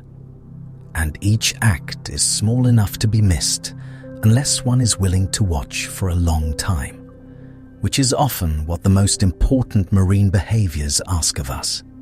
Care hides in repetition. In some species, the male's role is substantial. He may remain nearby, defend the burrow, and participate in keeping the eggs safe, while the female tends them directly. In others, parental work is arranged differently. Yet across these variations, a pattern emerges. Reproduction is not always a brief transaction followed by absence. It can be a sustained occupation. It can fill the days. And when both members of a pair remain, another layer of meaning appears. Division of labor is beginning to take shape, not as a rigid machine, but as a flexible partnership responsive to danger, hunger, and the needs of the brood. One body cannot do everything at once. To share the burden is to increase the chances that the eggs remain protected without the adults themselves being weakened beyond recovery. Cooperation becomes survival measured gently. There are costs to this tenderness. A parent guarding eggs may feed less freely. Time spent cleaning and holding a brood is time not spent ranging outward. Attention narrows. Risk concentrates. To care for offspring in a hidden chamber is to accept temporary vulnerability for the sake of something not yet fully present in the world.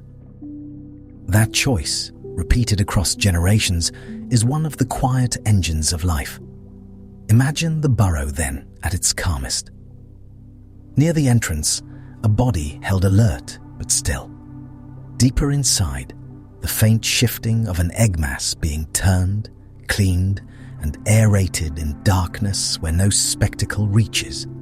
Only the steady labor of maintenance, while beyond the tunnel mouth, the reef continues with all its passing mouths and fins and drifting particles. Inside, time gathers differently. What makes this especially moving is how little of it announces itself. There is no grand migration to witness, no chorus, no surface display visible from far away. The care happens in a chamber most of the reef will never see. It is local, hidden, and easily erased by a careless glance, which means that much of marine tenderness may pass around us unnoticed, simply because we have trained ourselves to look for drama instead. The sea is full of unadvertised devotion. Even the cleaning of eggs carries a wider consequence. When more young survive, the future population of mantis shrimp does not depend only on chance encounter and raw fertility, but on the stability of these guarded beginnings. A tended brood links private behavior to reef ecology. The small chamber influences who will later hunt snails, disturb sediment, defend burrows, and participate in all the subtle pressures that shape a community over time. Parenthood reaches outward. And yet, not every egg survives. Not every pairing lasts. Burrows can be damaged. Partners can be lost. Predators can find what was meant to stay hidden. Water conditions can change. To know this does not darken the scene so much as deepen it, because care always exists in the presence of possible failure, and perhaps that is why devoted behavior carries so much weight when we witness it. Fragility gives patience its seriousness. The young, when they eventually leave the condition of complete dependence, enter a world that is already crowded with decisions. They are not born into ease. The reef does not soften simply because a brood was loved carefully into being. But early protection matters because beginnings matter. Life does not become less harsh. It becomes more possible. In other words, the mantis shrimp is not divided into two creatures, one fierce and one gentle. It is one creature whose capacities include both defense and care, speed and waiting, territorial force and prolonged attendance to something delicate. We often separate these qualities in our minds as if they belong to different kinds of beings. The mantis shrimp refuses that separation. It keeps both. That refusal feels ancient somehow. Perhaps because the ocean has never had much use for our neat categories. The same appendages that manipulate prey can help manage eggs. The same vigilance that keeps rivals away can hold a nursery safe. The same burrow that serves as fortress can serve as cradle. Functions overlap, meanings shift. Life reuses what it has. If you stay with that long enough, the animal's reputation changes. Not because the famous strike was false, and not because the sharper parts of its life should be hidden, but because they are no longer the only frame. Beneath the coral and sand is a small crustacean keeping water moving over eggs in the dark. That image belongs beside every other image we have of it. Perhaps it belongs nearer the center. There is a tenderness in maintenance that the human mind often underestimates. We notice the instant of impact. We forget the hour of guarding, the repeated cleaning, the turn of the body to shield an entrance, the choice to remain in place while something helpless develops by increments too slow to see. Yet whole lineages continue because of those increments. Continuity is built that way. And so, the reef, which first gave us a hidden striker with impossible eyes, gives us something quieter still. A pair in a burrow, a clutch of eggs held close. The soft choreography of cleaning and guarding carried out beneath stone, beyond spectacle, where the future is being kept alive not by brilliance or force alone, but by attention sustained over time. It is enough to know that this happens. Far inside the shelter, the eggs are turned again. Water moves across them. The entrance remains watched. Outside, light shifts over coral and sand, but in the burrow the work stays steady, patient and almost completely unseen. The reef continues. So does the care. The longer we sit with this animal, the less it feels like an exception, and the more it feels like a whole ancient tradition. Mantis shrimp are not true shrimp, and they are not awkward versions of crabs or lobsters either. They belong to their own long branch of the crustacean family tree, the stomatopods. That separation matters. It means we are not looking at a familiar body modified a little, but at a lineage that set out long ago on a different path and kept going.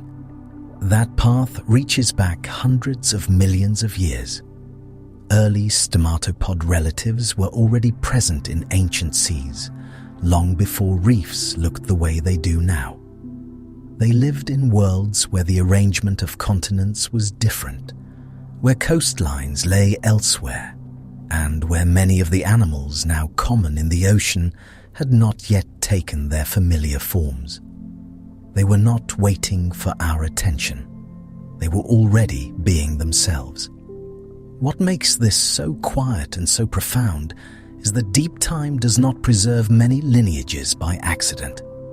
To remain, age after age, through extinctions, changing chemistry, shifting climates, and the slow rearranging of oceans, a body plan must be more than unusual. It must be workable. It must keep finding a way to fit. And stomatopods did. Their ancient relatives did not look exactly like the species alive now.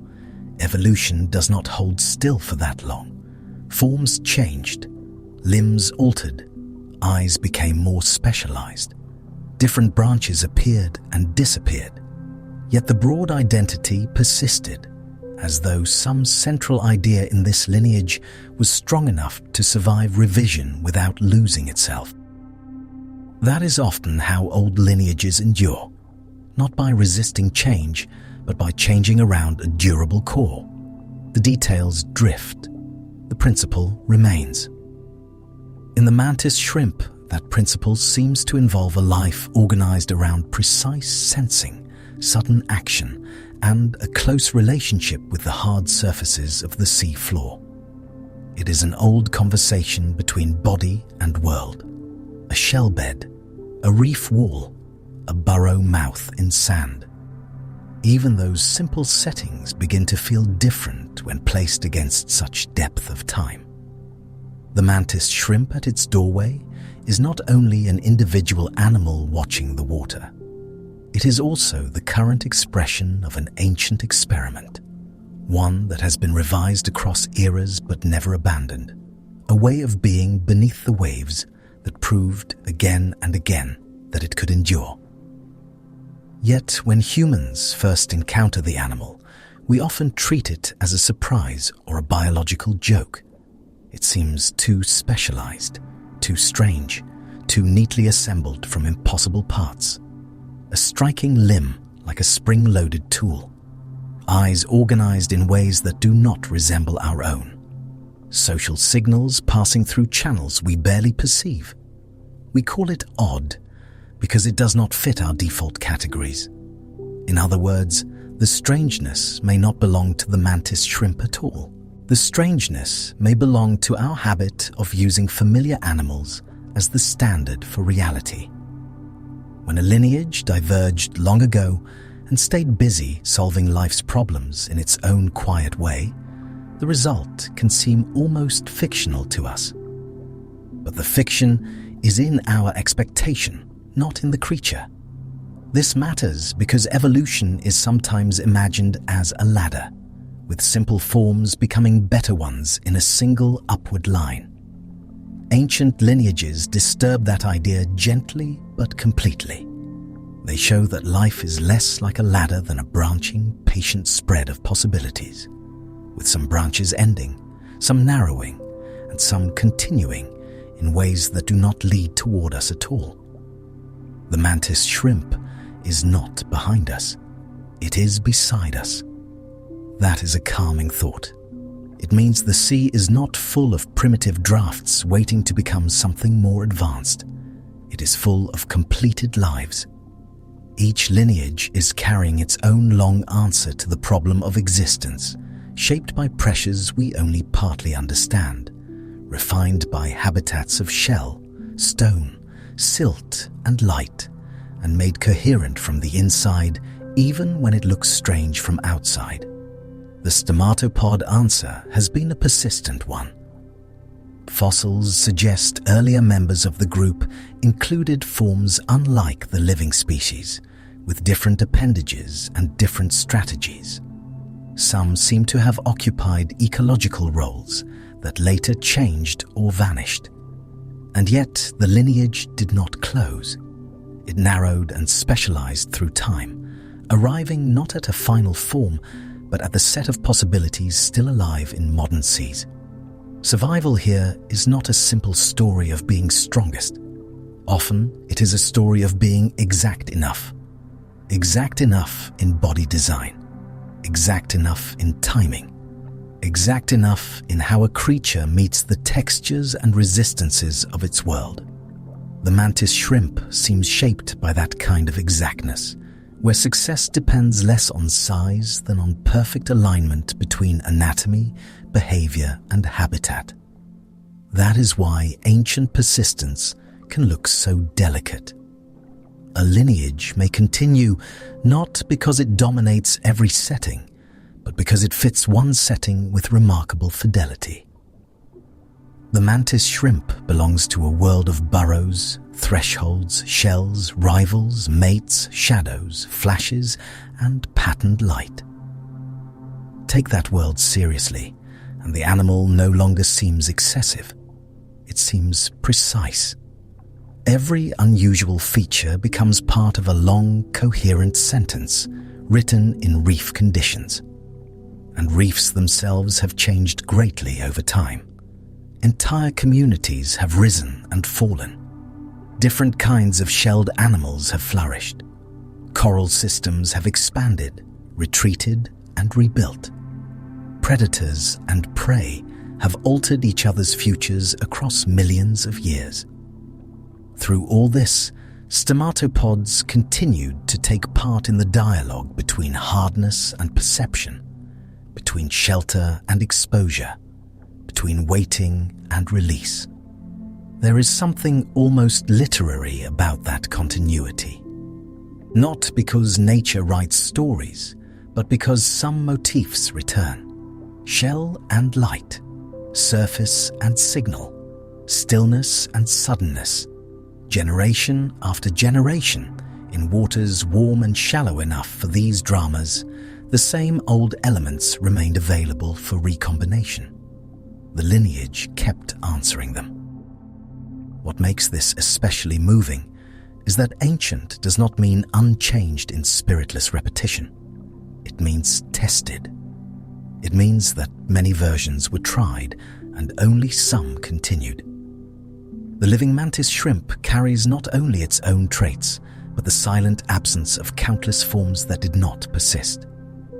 Every surviving body is also a record of prior disappearances. Deep time is full of both presence and loss. And yet what reaches us is not loss, but presence. A small animal in a burrow can hold geological time inside its shape. Not consciously, of course. The mantis shrimp does not remember Paleozoic seas or vanished coastlines. It does not carry history as thought. It carries history as form, as inherited structure, as capacities that were useful often enough, across enough generations, that they settled into the lineage and remained available for further change. This kind of memory is very old. It is not stored in a mind.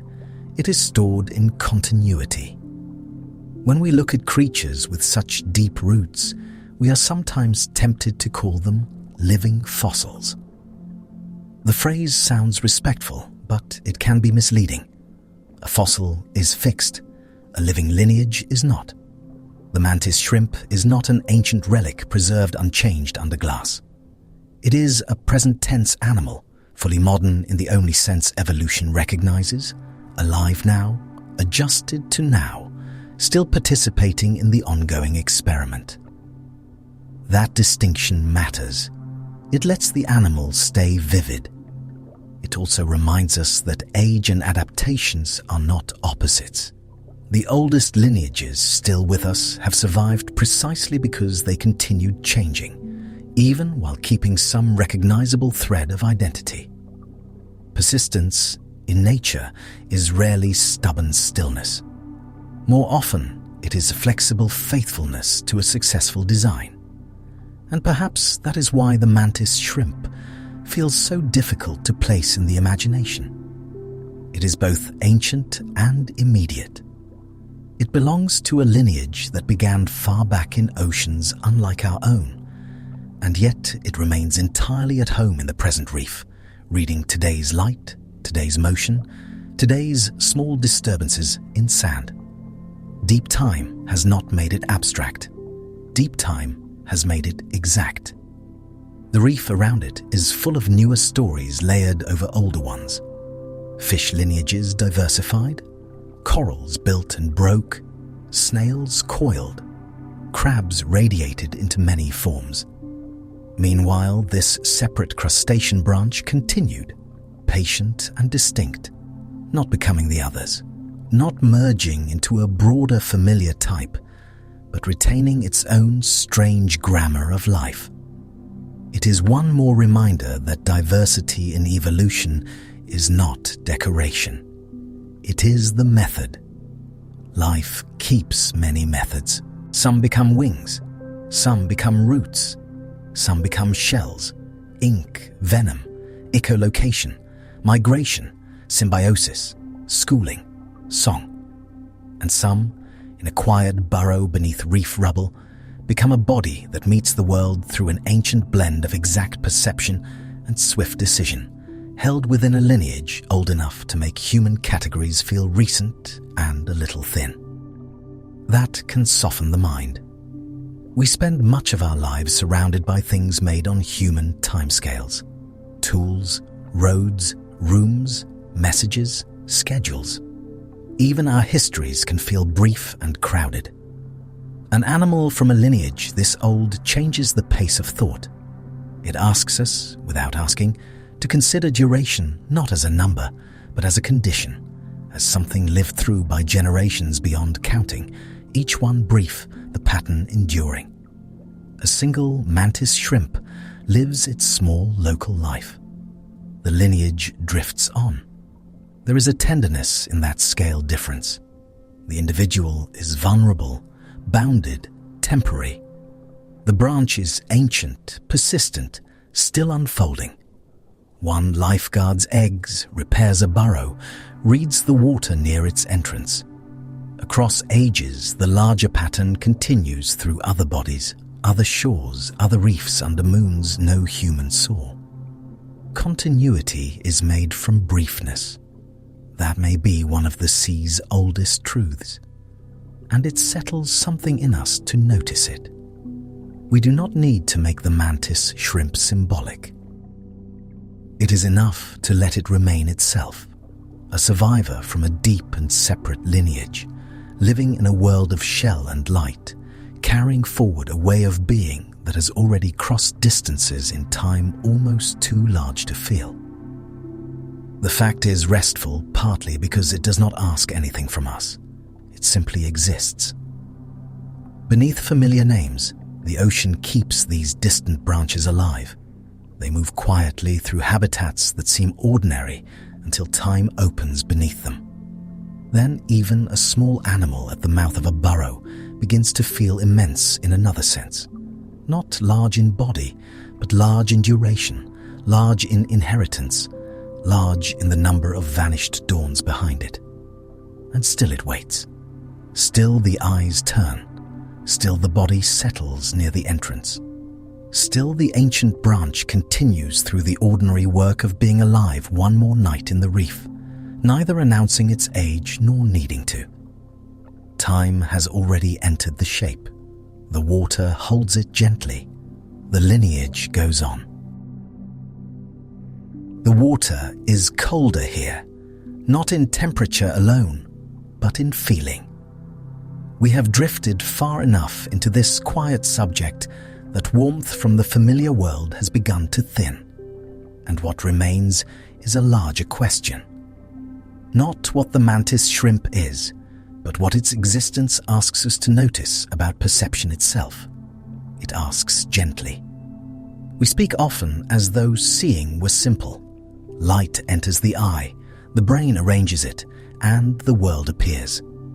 Yet even in human life, sight is partly construction, partly guesswork, partly memory leaning forward to meet whatever arrives. And the finished picture feels so immediate that we forget how much of it is made. We call it reality. That is why another animal's vision can unsettle us so deeply. It is not only that the mantis shrimp detects signals we do not. It is that its very presence suggests the visible world is not one shared scene observed by many viewers, but many different worlds laid over one another, each shaped by a body, a history, and a need. All of them are real. Color seems familiar to us. We give it names, sort it into charts, place it in language until it feels stable. Yet color is not sitting quietly inside an object waiting to be found. and what we call blue or green is already a meeting between light, surface, eye, and nervous system, a private event that feels public only because enough of us agree. Agreement is comforting. The mantis shrimp loosens that comfort.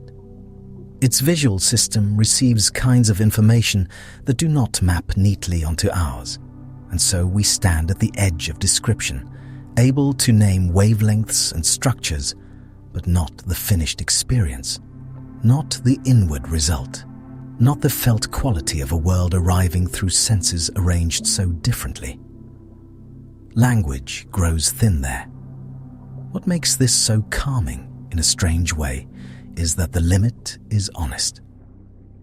We do not know what red is like to a mantis shrimp, if there is even a useful equivalent to the question.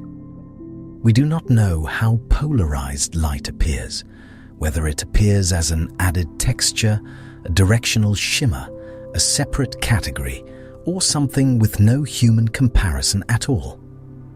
We know the door exists. We do not walk through it. Human beings are patient makers of categories. We sort the living world into familiar oppositions, simple and complex, lower and higher, instinct and thought, sensation and understanding. Yet the mantis shrimp does not settle quietly into those shelves, because its perception reminds us that an animal can be small, hidden and distant from us, while still engaging with a sensory richness we cannot enter. The shelves begin to look human. And yet, this is not a story about superiority. It is tempting to hear that another animal sees more channels than we do, and imagine a ladder with human sight somewhere below and mantis shrimp vision above. But evolution does not build ladders very often. It shapes tools for particular worlds, and each tool is exquisite where it fits. Ours fits us. We see faces well. We notice soft gradients. We build meaning from expression, gesture, shadow, and horizon. Our eyes are woven into a primate life of branches, daylight, social reading, and hands that reach toward what vision has already judged. The mantis shrimp belongs to another problem entirely. Its answers are not corrections to ours. They are another branch. That may be the deepest wonder here. The reef is not only full of different creatures, it is full of different versions of obviousness. What seems plain to one body may be hidden to another, and what appears empty to us may be dense with signal, marked by contrasts, orientations, and patterns that guide lives beneath our threshold of notice. The sea may be speaking constantly. Polarized light is a useful example because it shows how much can be present without becoming part of our ordinary awareness. It is there in scattered skylight and reflected surfaces, ordered in ways we mostly pass through without reading. Yet, for animals able to detect it, that order can carry information about direction, contrast, and perhaps communication. A hidden geometry lies across the day. In other words, the world is not only made of things, it is made of relationships between things and the bodies that can register them. A patch of shell, a flash of skin, a ripple of light through shallow water may be visually quiet for us and vividly structured for another animal, not because the world changed, but because the receiver did. Perception is a meeting.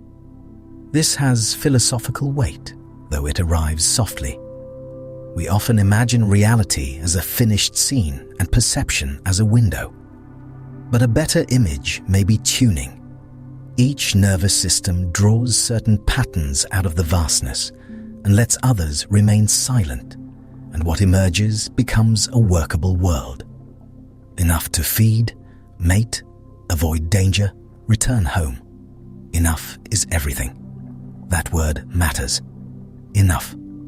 The mantis shrimp does not need to perceive all that can be perceived. Neither do we. No creature receives the whole world. Every life is a selected conversation with reality, shaped by necessity and refined through time. And even the most elaborate senses are still choices made by evolution under pressure, not final access to how things are in themselves. There is always more. That thought can feel unsettling at first. We are used to inhabiting our senses as though they were central.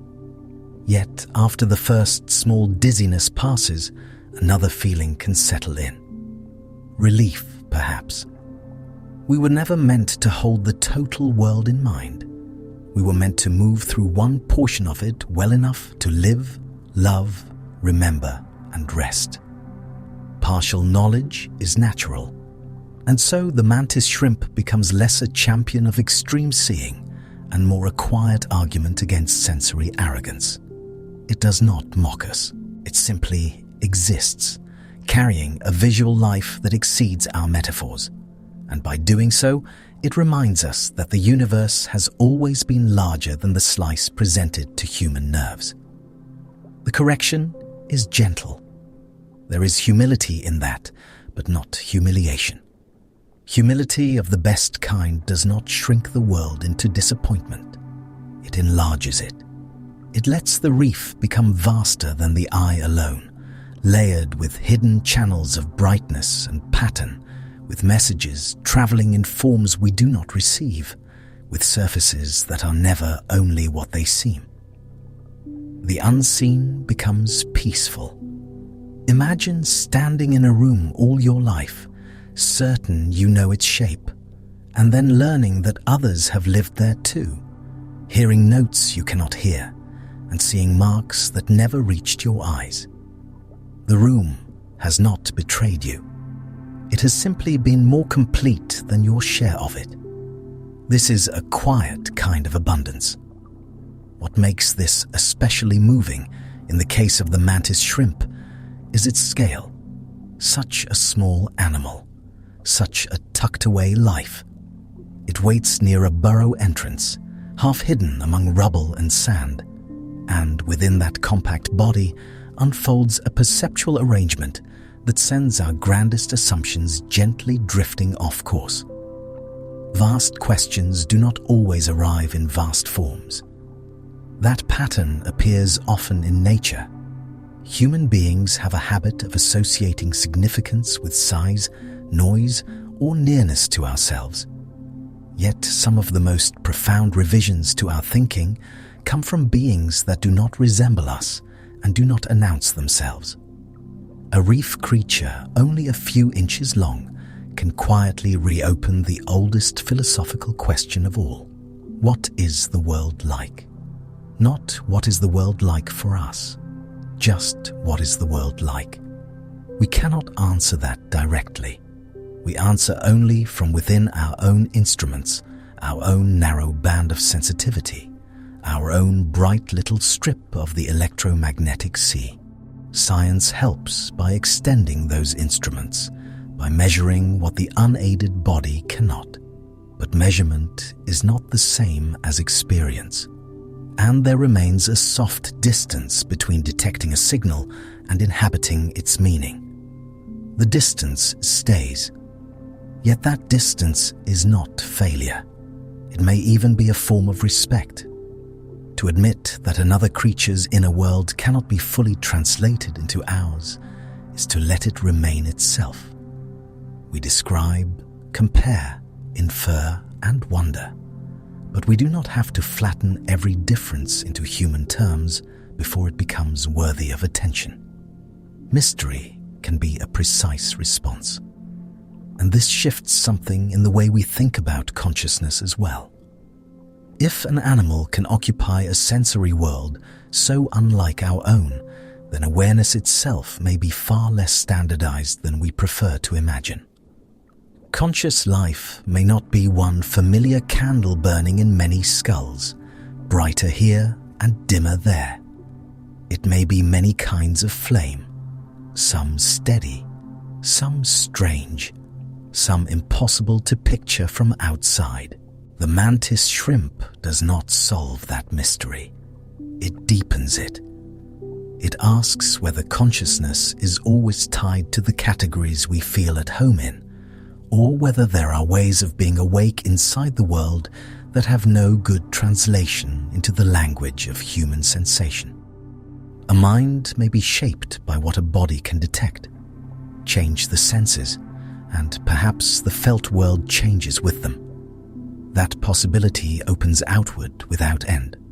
A reef fish, a cuttlefish, a seabird above the waves, a whale below them, each may inhabit a different arrangement of salience, a different architecture of the obvious. The ocean then becomes not one world shared equally, but a vast overlap of partial worlds, touching and crossing one another in the same water. They glide together, and we are one of them. That may be the most grounding part. For all our instruments and theories, we too are local creatures. Our eyes, remarkable as they are, belong to a particular animal with a particular history on a particular planet under a particular star. We do not look out from nowhere. We look out from a body. The mantis shrimp helps us remember this with unusual clarity. So perhaps the meaning of its vision is not that somewhere beneath the waves there exists a better version of seeing.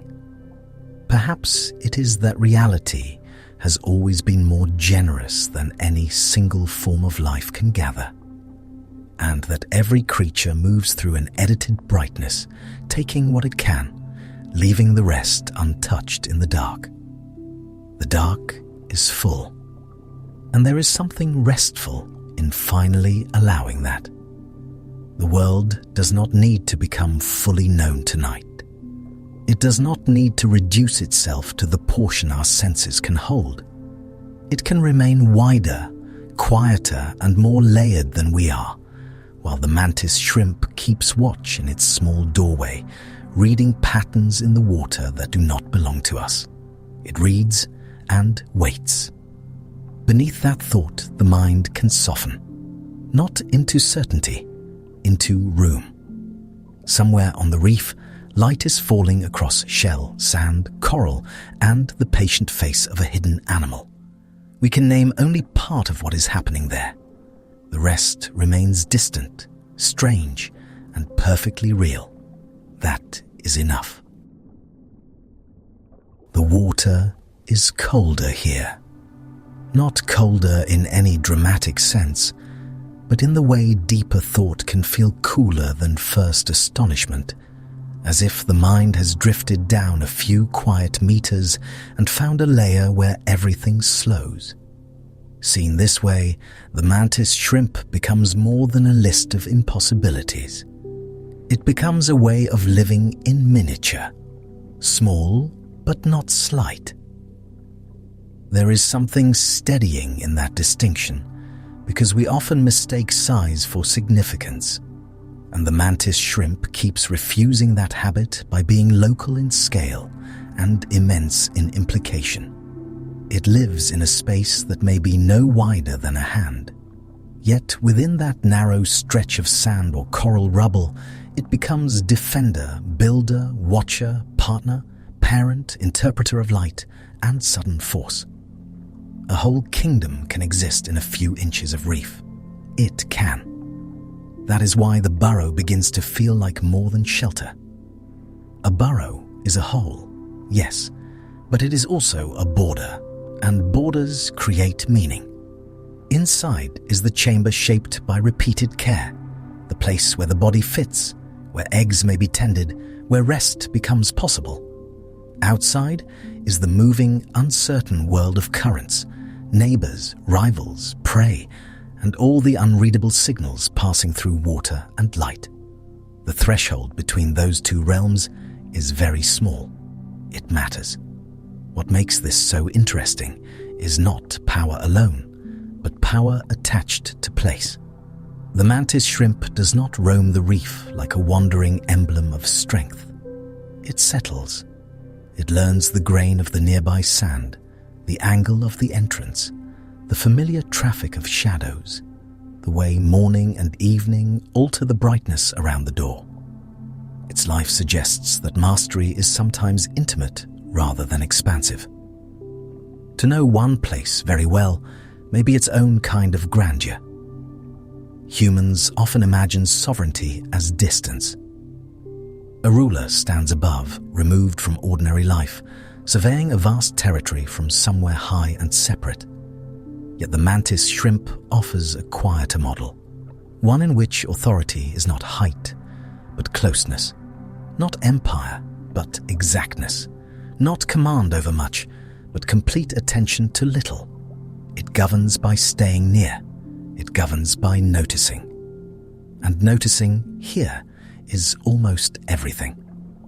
We have already lingered with the strange architecture of its site, with colors and patterns and forms of information that do not map neatly onto our own experience. But beyond the mechanics, there is a deeper invitation to imagine a life arranged around signals we do not share, and therefore around meanings we can only approach from the edges. The reef we call familiar may be full of private radiances. It may be speaking all the time. Yet the mantis shrimp is not only a witness to hidden light, it is also a body of decision, a creature in which perception must become action with remarkable precision, whether the action is to display, to retreat, to defend, to wait, or to care for what has been entrusted to the dark safety of the burrow. In that sense, it is not a floating eye attached to a weapon. It is a whole self. That matters too. A whole self can contain contradiction. Fierce and delicate are not opposites here. They are neighboring truths. The same animal that can strike with startling force may spend long, patient periods grooming, repairing, arranging, or guarding. The same life that can repel an intruder may also remain beside a clutch of eggs with a kind of sustained attendance that feels almost ceremonial in its calm repetition. Strength does not cancel tenderness. It may protect the conditions in which tenderness becomes possible. That is a larger thought than it first appears. We often sort living things into simple categories because categories help the mind rest. Predator or caretaker, solitary or social, armored or vulnerable, strange or familiar. The mantis shrimp does not fit kindly inside those boxes.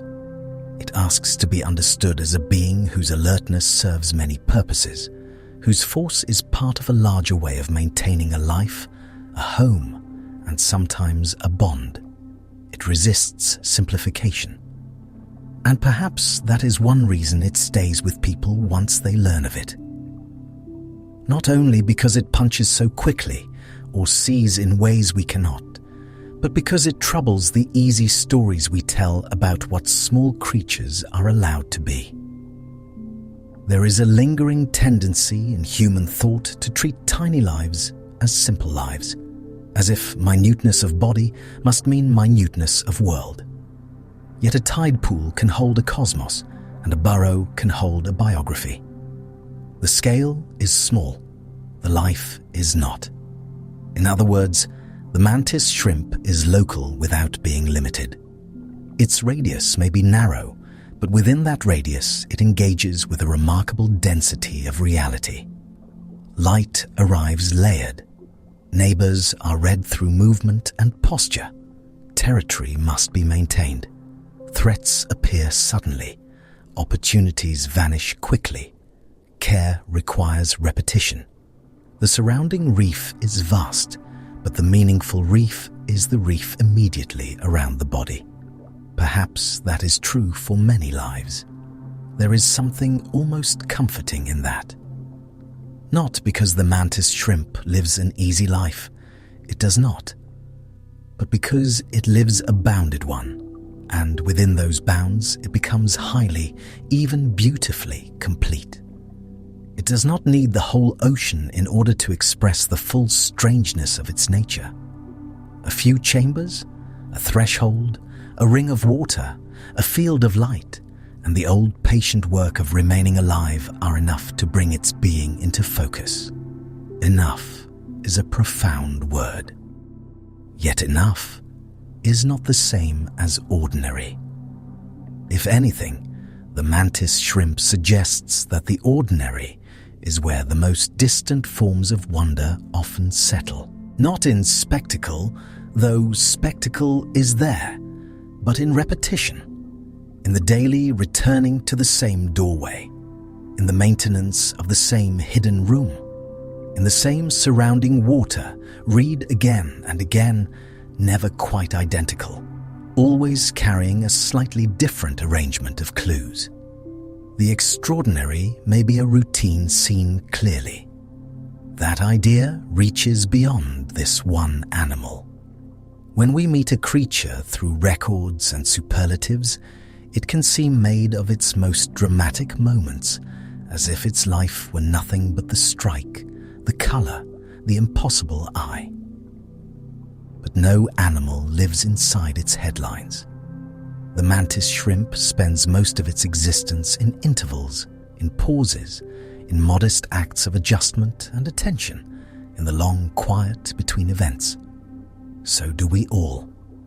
And that shared pattern creates a faint bridge.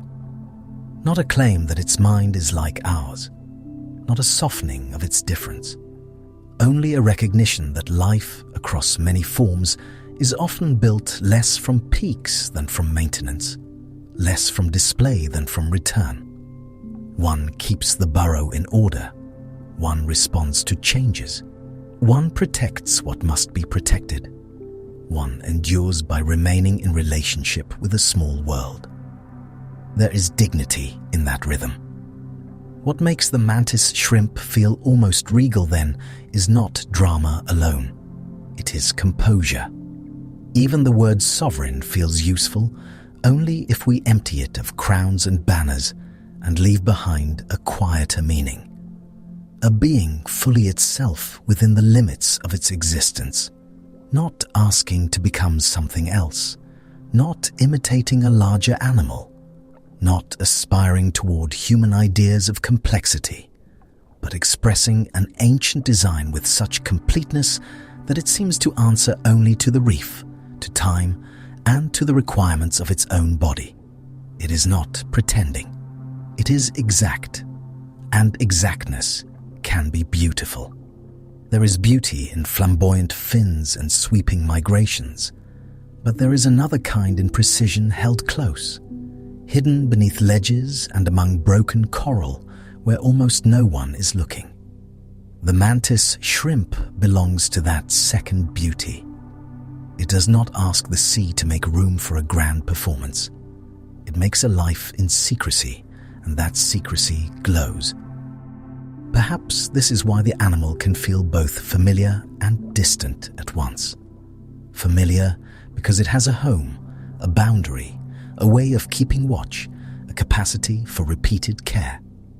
Distant because the terms of its experience remain partly closed to us, folded inside senses and histories unlike our own. We can approach, not in spectacle, though spectacle is there, but in repetition, in the daily returning to the same doorway, in the maintenance of the same hidden room, in the same surrounding water, read again and again, never quite identical, always carrying a slightly different arrangement of clues. The extraordinary may be a routine seen clearly. That idea reaches beyond this one animal. When we meet a creature through records and superlatives, it can seem made of its most dramatic moments, as if its life were nothing but the strike, the color, the impossible eye. But no animal lives inside its headlines. The mantis shrimp spends most of its existence in intervals, in pauses, in modest acts of adjustment and attention, in the long quiet between events. So do we all. And that shared pattern creates a faint bridge. Not a claim that its mind is like ours, not a softening of its difference, only a recognition that life across many forms is often built less from peaks than from maintenance, less from display than from return.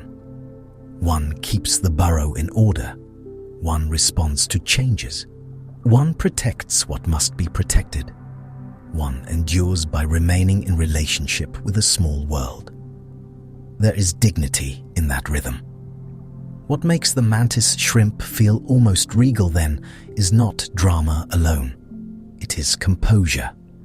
Even the word sovereign feels useful only if we empty it of crowns and banners and leave behind a quieter meaning. A being fully itself within the limits of its existence, not asking to become something else, not imitating a larger animal, not aspiring toward human ideas of complexity, but expressing an ancient design with such completeness that it seems to answer only to the reef, to time, and to the requirements of its own body. It is not pretending. It is exact, and exactness can be beautiful. There is beauty in flamboyant fins and sweeping migrations, but there is another kind in precision held close, hidden beneath ledges and among broken coral where almost no one is looking. The mantis shrimp belongs to that second beauty. It does not ask the sea to make room for a grand performance. It makes a life in secrecy, and that secrecy glows. Perhaps this is why the animal can feel both familiar and distant at once. Familiar because it has a home, a boundary, a way of keeping watch, a capacity for repeated care. Distant because the terms of its experience remain partly closed to us, folded inside senses and histories unlike our own. We can approach, but not enter. We can admire, but not translate completely. Some part of it remains rightfully hidden. That hiddenness is not a failure of knowledge.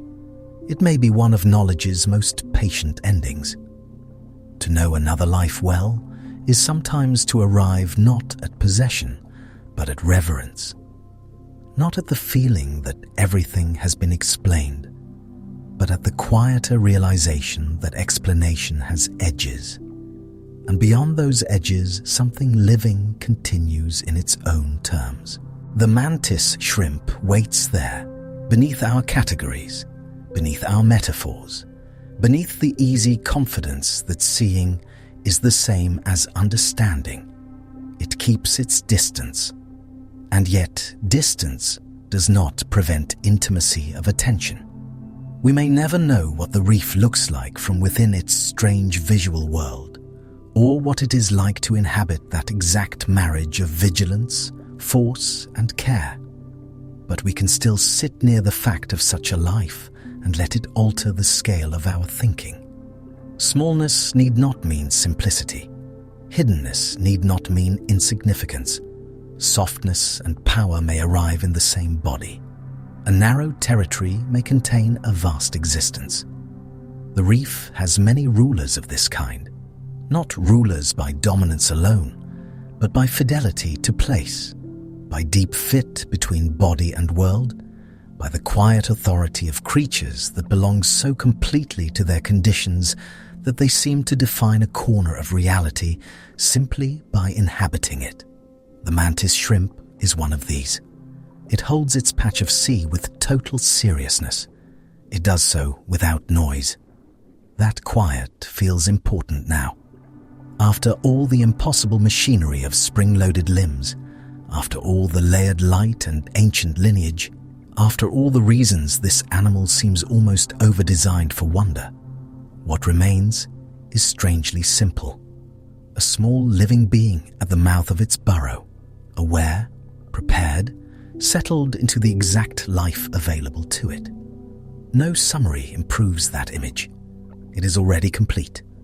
A body in a doorway, a patient mind, whatever mind means there. The reef moving around it in colors we cannot keep, in signals that pass through us unnoticed, in slow water over stone and shell and sand, while the mantis shrimp remains where it has chosen to remain, hidden and radiant, delicate and formidable, sufficient to itself for another quiet stretch of night. The water is colder here. It holds close around the walls of your burrow and moves through the entrance in a slow, familiar pulse. Sand, broken shell, coral grit, the faint touch of passing currents. All of it arrives quietly, and all of it belongs. This chamber is small, but it fits the shape of your waiting so exactly that the whole reef beyond can feel distant. You are inside, and inside is enough. At first, there is only the cool roof above you and the packed floor beneath. Your body settles into the narrow certainty of this place. Nothing is wasted here. The curve of the tunnel, the dark behind you, the light at the threshold ahead, each part has its use, and together they make a kind of stillness that can be inhabited for a very long time. You do not rush toward the entrance. You remain where the chamber widens just enough, where water can reach you without exposing you. One eye turns, then the other. Their searching does not need to agree in order to make sense. The world arrives in separate, quiet streams, crossing and recrossing until distance, shimmer, motion, and hidden pattern become one continuous field around you. The reef is never only color. It is bands and flashes, angles and surfaces, familiar marks on bodies, brief signals on the edge of sight, the soft difference between one kind of brightness and another. Even the water seems written through with things that do not belong to human seeing. Here, the day does not simply become visible. It unfolds in layers. You wait at the doorway of those layers. Outside, the reef is already moving through its own patient business. Small bodies pass and vanish. A fin stirs silt and leaves a cloud that settles grain by grain. Farther off, something hard touches stone. Nearer still, light slips over coral and rubble and enters the entrance in a changed form, broken by water, softened by depth, carrying information more than illumination. You feel the place before you enter it fully. The front of the burrow is a threshold in every sense. Behind you is shelter, shaped by repetition, maintained by care, known through touch. Ahead is distance, however small, and all the uncertainty that even a few body lengths can contain. That is why the first movement of the day is not outward. It is attention. Your limbs remain folded in their old readiness. Power is there, but resting. Not gone, not sleeping. Simply held, as it has been held many times before, with all the body's strange precision gathered inward. The structures that can release so much force feel in this hour less like weapons than like a promise that motion exists if needed. Most of the day is made of not needing it. So you watch. The entrance frames a world of shifting edges. Something glides past, too large to matter in the way smaller things matter. Something else pauses, then changes direction with the quick uncertainty of reef life. Your eyes move with a freedom the rest of the body refuses. One follows the near field. One keeps the wider distance. Together, they make a kind of patient net. Nothing in you mistakes stillness for emptiness. There is work in holding a body quiet while the senses range outward. There is effort in restraint. The reef asks for decisions measured in instants, but those instants are prepared by long stretches of calm. This is what the burrow has taught you over and over. Waiting is not the absence of action. It is a form of action so complete it hardly looks like movement at all. A faint disturbance touches the entrance. You shift forward only a little, enough for the front of your body to meet the light. The floor outside is known in fragments. A scatter of rubble, a patch of sand, the hard irregularity of coral. A shell lies where it did not lie before. A grainy drift has gathered in one corner. The doorway has changed in the small ways all doorways change when the sea keeps touching them. That is why you begin with tending. You push and sort. A piece of grit is taken up and carried aside. A fragment too large where it rests is nudged until the entrance feels right again. Sand moves under you in soft resistance. The work is simple, almost repetitive, yet it gives the threshold back its meaning. A home beneath the water is never finished. It is maintained into being. You back into the chamber and then forward again. The motion is practiced, quiet, exact. The walls meet your sides with familiar pressure. There is comfort in contact, in knowing the dimensions of safety not by thought, but by fit. Outside, space opens too quickly. Inside, every surface answers. The burrow is not only where you hide, it is what allows you to remain yourself amid so much surrounding vastness. A flicker passes low across the entrance. This time, you do not move at once. You let the moment sharpen. Your eyes tilt and turn on their own small axes, each gathering a piece of the scene. The body waits behind them, held in that strange balance between softness and stored force. The reef can ask for suddenness, but suddenness is expensive. So first comes certainty, or as much certainty as a living thing ever gets. Then release. For one brief instant, the body becomes an answer. The springing architecture beneath your shell empties itself into motion. Water gives way. The distance closes before it can feel like distance. There is contact, hard and exact, and around it the sea itself reacts. A flash of force in fluid, a tiny storm born and gone almost at once. Then stillness returns just as quickly. You are already backing toward shelter with what the moment has offered. The bright outer world narrows to the doorway again. The chamber receives you. The walls close gently around the body. Even after speed, what remains most strongly is the burrow's quiet and the way a life can be built around returning to it. Inside, the water settles. Fine particles drift down through the narrow shaft of light near the entrance and vanish into the floor. Your limbs fold back into rest. The force that moved through them a moment ago leaves no need for drama after. It was only what the body does when timing and opportunity align. Now the larger part resumes. The patient occupation of a defended little room in the reef. The day continues in intervals. Watch, pause, small adjustment. Watch again. Sometimes a shadow at the entrance asks only for caution. Sometimes a pattern of motion carries the feel of another presence. Not prey, not danger exactly, but a life with its own claim, its own signals, its own reading of distance. In such moments, the body speaks before contact, through angle and posture, through held ground. You lift and display what must be shown. The gesture is brief, precise, enough to make your boundary visible. Color catches and changes at the threshold. Surfaces turn toward the light. What can be seen here is more than shape. It is message. It says this opening is occupied, this chamber is known, this small piece of reef already has a sovereign. Often that is enough. The other body hesitates, reads, and drifts away into the reef's layered brightness.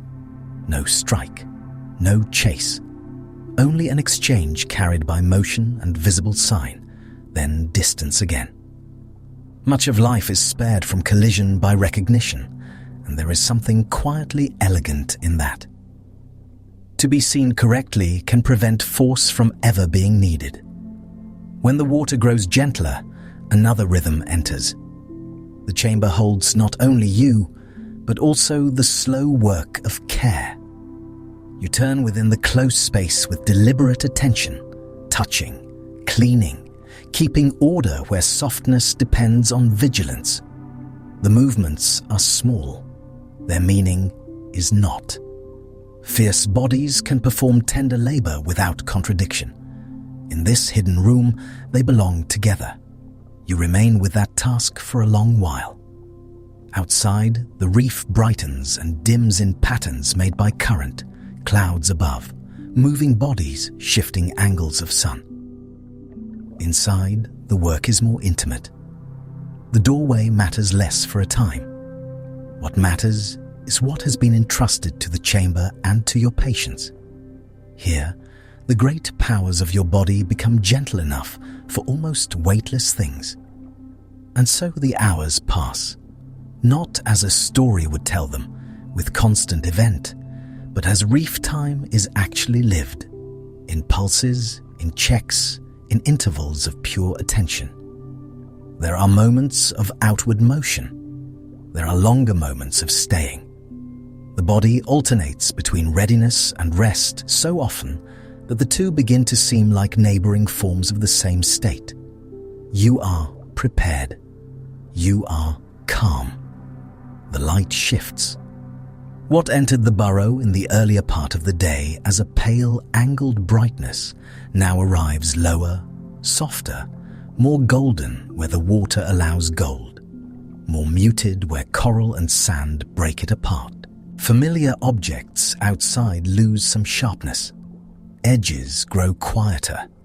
The reef's signals remain, but they feel farther away now, as if everything is speaking from behind a thin veil of water and time. You come to the threshold once more. The front of your body meets the open water. One eye ranges far, the other studies near. The world is still full of detail, but you no longer follow each passing thing with the same degree of interest. Hunger has eased. The entrance is in order. The chamber behind you holds what it needs to hold. Evening does not remove attention. It softens its grip. A final small drift of sand has gathered. You clear it with a few measured motions. Push, lift, settle. The grains move and then stop moving. Tiny repairs complete the day more than any dramatic act could.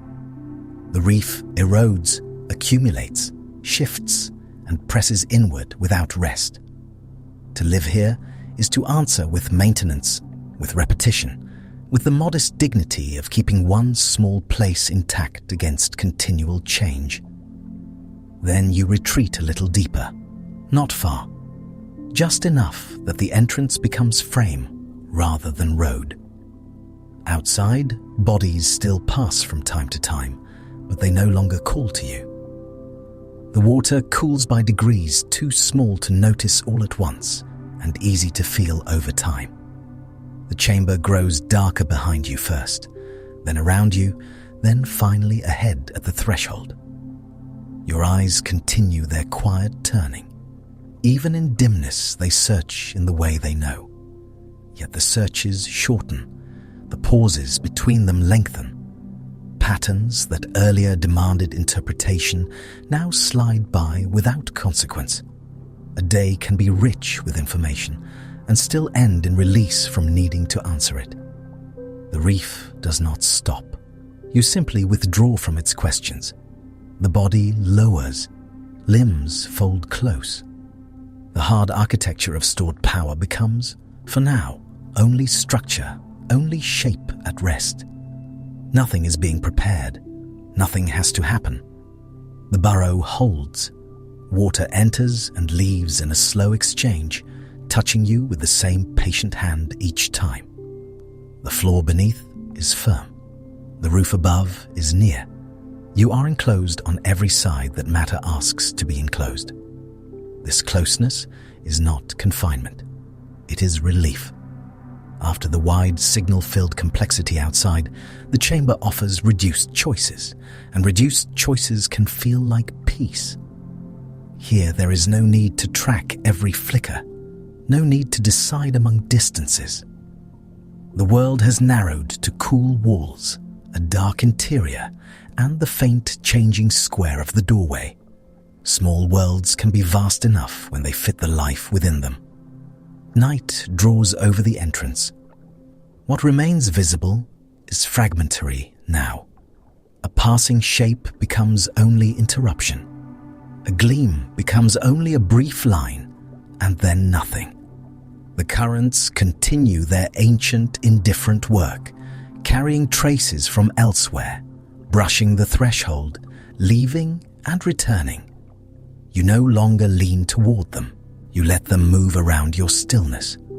There is almost no movement now. One eye turns a little, stops. The other follows more slowly, stops. Sand at the mouth of the burrow settles into its own arrangement. Somewhere beyond, the reef continues with all its hidden disputes, feedings, signals, and sleep. But that distance has become abstract. The burrow is the real world now. You remain. Cool chamber, packed floor, quiet water. The doorway darkens further. Your body softens into the shape of safety. Readiness is gone from the limbs, though not lost, only folded away as daylight folds away. The chamber asks for nothing more from you tonight. It has been tended, defended, occupied, kept. That is enough for one day in the reef. Nothing passes that matters. Nothing calls you outward. Nothing needs answering. The water moves, then slows, then only drifts. You are still in the hidden room beneath coral and sand, inside the patient architecture of your own small home. The dark is complete enough now that the entrance and the inner wall nearly become one continuous shelter. There is no distance left to measure, no signal left to read, only the close presence of the burrow and your body settled within it. Everything is still. At last, even wonder can become quiet. The reef is still there. The burrow is still there. The small hidden life we have been keeping company with is still folded into its own patient world beneath the coral and broken shell. That may be the gentlest part of it. For all the force held in that body, for all the strange brightness of its seeing, for all the ancient design gathered into something no longer than a hand, the mantis shrimp does not live as a symbol. It lives as itself. It waits, it watches, it settles into its chamber, and the sea closes softly around that ordinary miracle. And perhaps that is what remains now. Not the records, not the superlatives, just the quiet fact that the ocean is full of lives that exceed our categories and ask nothing from us except a little humility, a little patience, and the willingness to let the world be wider than our senses can hold. There is rest in that. The reef does not need to be fully understood tonight. It does not need to give up all its hidden colors. It does not need to translate every private signal passing between one small creature and the living dark around it. It can remain partly unknown and still be beautiful. What makes this so calming, perhaps, is that mystery does not always have to be solved. Sometimes it is enough to feel it nearby, like distant water moving over stone, like a life beneath another life, continuing in ways we will never completely see. The sea has room for that kind of hiddenness. It always has. And you can rest there too. Let your jaw unclench if any small effort still remains in it. Let your tongue settle.